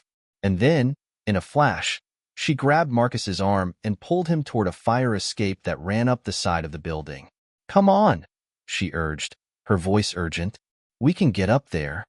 Without hesitation, Marcus followed her, his legs pushing him harder, faster. They didn't have time to think about the consequences. As they reached the fire escape, Olivia was already halfway up, climbing with the same fluid grace that had carried her through their entire journey. Marcus wasn't far behind, his fingers gripping the metal ladder tightly as he hauled himself up. His breath was labored, his muscles burning from the exertion, but he kept his eyes trained on the alley below. The men from the SUV were still standing there, but they hadn't moved to chase them yet. They didn't seem to be in a hurry. Marcus made it to the top, pulling himself over the ledge just as Olivia reached the rooftop. They both paused for a moment, catching their breath. But there was no time to rest. "They'll be up here soon," Olivia said, her voice strained. "We need to move." Marcus scanned the rooftop, looking for a way out. The city stretched out before them, a labyrinth of rooftops, fire escapes, and narrow alleyways. It was their best chance, but it wasn't going to be easy. "I think we can make it to the next building," Marcus said, pointing toward a narrow gap between the buildings. It wasn't wide, but it was the quickest route to another rooftop. If they could get to the next building, they might just be able to disappear into the city. Olivia nodded, her face set in determination. She didn't question the plan. She never did. She just acted, and that was something Marcus had learned to rely on. They made their way across the rooftop, moving fast but careful, not making a sound. The gap between the buildings seemed even smaller up close, but it was their only option. Marcus took the first step, his heart pounding in his chest. He wasn't sure if it was from the adrenaline or the weight of the situation, but he didn't have time to dwell on it. Olivia followed closely behind him, her eyes locked on his every movement. When they reached the edge of the rooftop, Marcus took a deep breath and jumped. For a split second, everything went silent. The air rushed past him as he sailed across the gap, his body tensing as he neared the other side. Then, with a thud, he landed on the opposite rooftop. His legs buckled under the impact, but he caught himself just in time. He glanced back to see Olivia following, her form graceful in the moonlight. She landed next to him a moment later, her breathing heavy but steady. "We made it," Olivia said, her eyes bright with determination. Marcus nodded, but he wasn't celebrating yet. He could hear the sound of boots on the rooftop behind them. The men from the SUV weren't far off. They had to move quickly. "Not yet," Marcus said, already scanning the next part of their escape route. "We're not out of this yet." They were out of breath, hearts racing, muscles aching from their mad dash across the rooftops. But even as they moved quickly, ducking behind air vents and crouching low to avoid being seen, Marcus couldn't shake the feeling that they were being watched from every angle. Olivia, ever the quick thinker, had already spotted their next escape route, a narrow alleyway between two towering buildings where they could slip down and vanish from sight. It was a dangerous choice. They could easily be trapped if the men from the SUV figured out where they were heading, but it was their best shot. "Stay close," Marcus said, his voice low but urgent. He took the lead, moving swiftly toward the edge of the rooftop. Olivia followed, keeping her pace steady. There was no time to waste. The men weren't far behind, their voices echoing through the night air as they searched for any sign of their movement. "Marcus, do you think we're going to make it?" Olivia's voice was quiet, but he could hear the uncertainty in her tone. He didn't answer right away, his mind calculating every possible outcome.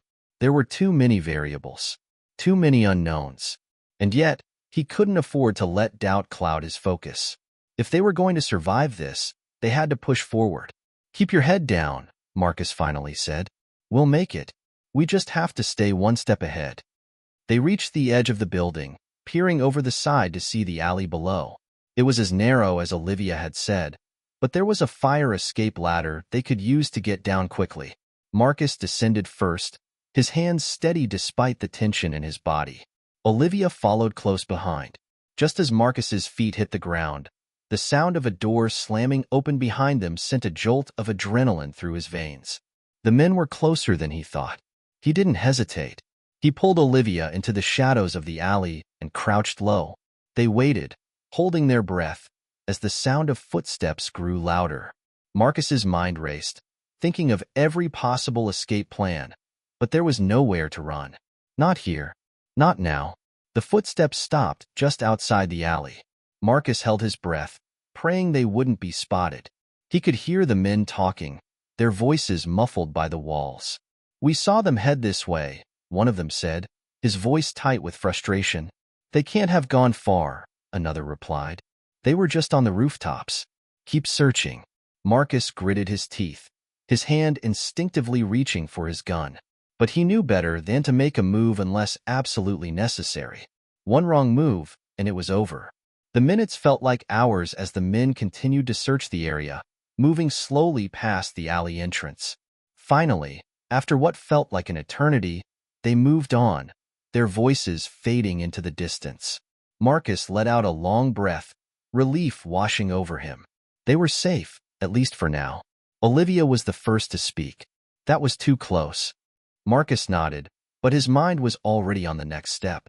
They couldn't stay here for long. The men would regroup and be back soon. He needed to get them out of the city, and fast. "We need to move," Marcus said, his voice steady despite the pounding in his chest. "There's a safe house a few miles away. We can make it if we move now." Olivia hesitated for a moment, then nodded. "Lead the way." They made their way through the maze of alleys, careful not to draw attention to themselves. Marcus kept a steady pace, his eyes scanning every corner, every possible exit. He knew they couldn't afford any more close calls. As they turned a corner, a set of headlights suddenly swept across the alley, blinding them for a moment. Marcus's heart skipped a beat, but he didn't panic. He knew they couldn't afford to be seen. Not now. They had to move faster. Quick down here, Marcus whispered, pulling Olivia toward a narrow doorway that led to an underground passage. It wasn't the most ideal escape route, but it was better than being caught in the open. They slipped into the passage just as the car pulled to a stop behind them. The headlights vanished as the car's engine cut off. Marcus's pulse raced. If they were spotted now, they'd have no chance of getting away. They moved quickly through the passage, the cool, damp air pressing in on them as they made their way down a long, dark corridor. The passage led to a network of tunnels underneath the city, a hidden labyrinth that only a few trusted people knew about. Marcus had used it before, in darker times, when escape was the only option. But even as they moved deeper into the tunnels, Marcus's mind wouldn't stop racing. They weren't safe yet. The men from the SUV wouldn't give up so easily. Blackstone wouldn't stop until they were both taken care of. "We're almost there," Marcus said, trying to sound confident. But inside, he was anything but sure. Olivia nodded, though her face was tight with worry. "We can't let them catch us." Marcus didn't respond. He knew what was at stake. And if this was the last chance they had, he wouldn't let it slip away. The tunnel finally opened up into a small, abandoned warehouse. It wasn't much, but it was enough to hide them for the time being. Marcus stepped into the room, scanning for any signs of danger. He knew this place. He had set it up years ago for situations just like this. Olivia stepped in after him, her eyes scanning the shadows. "What now?" Marcus took a deep breath. "We wait. We get some rest. And then we figure out how to get out of the city." As they set up in the dim light of the warehouse, Marcus's thoughts were already turning to their next move. He knew that they couldn't hide here forever. But for now, it was a brief respite, a moment to regroup and prepare for what was coming next.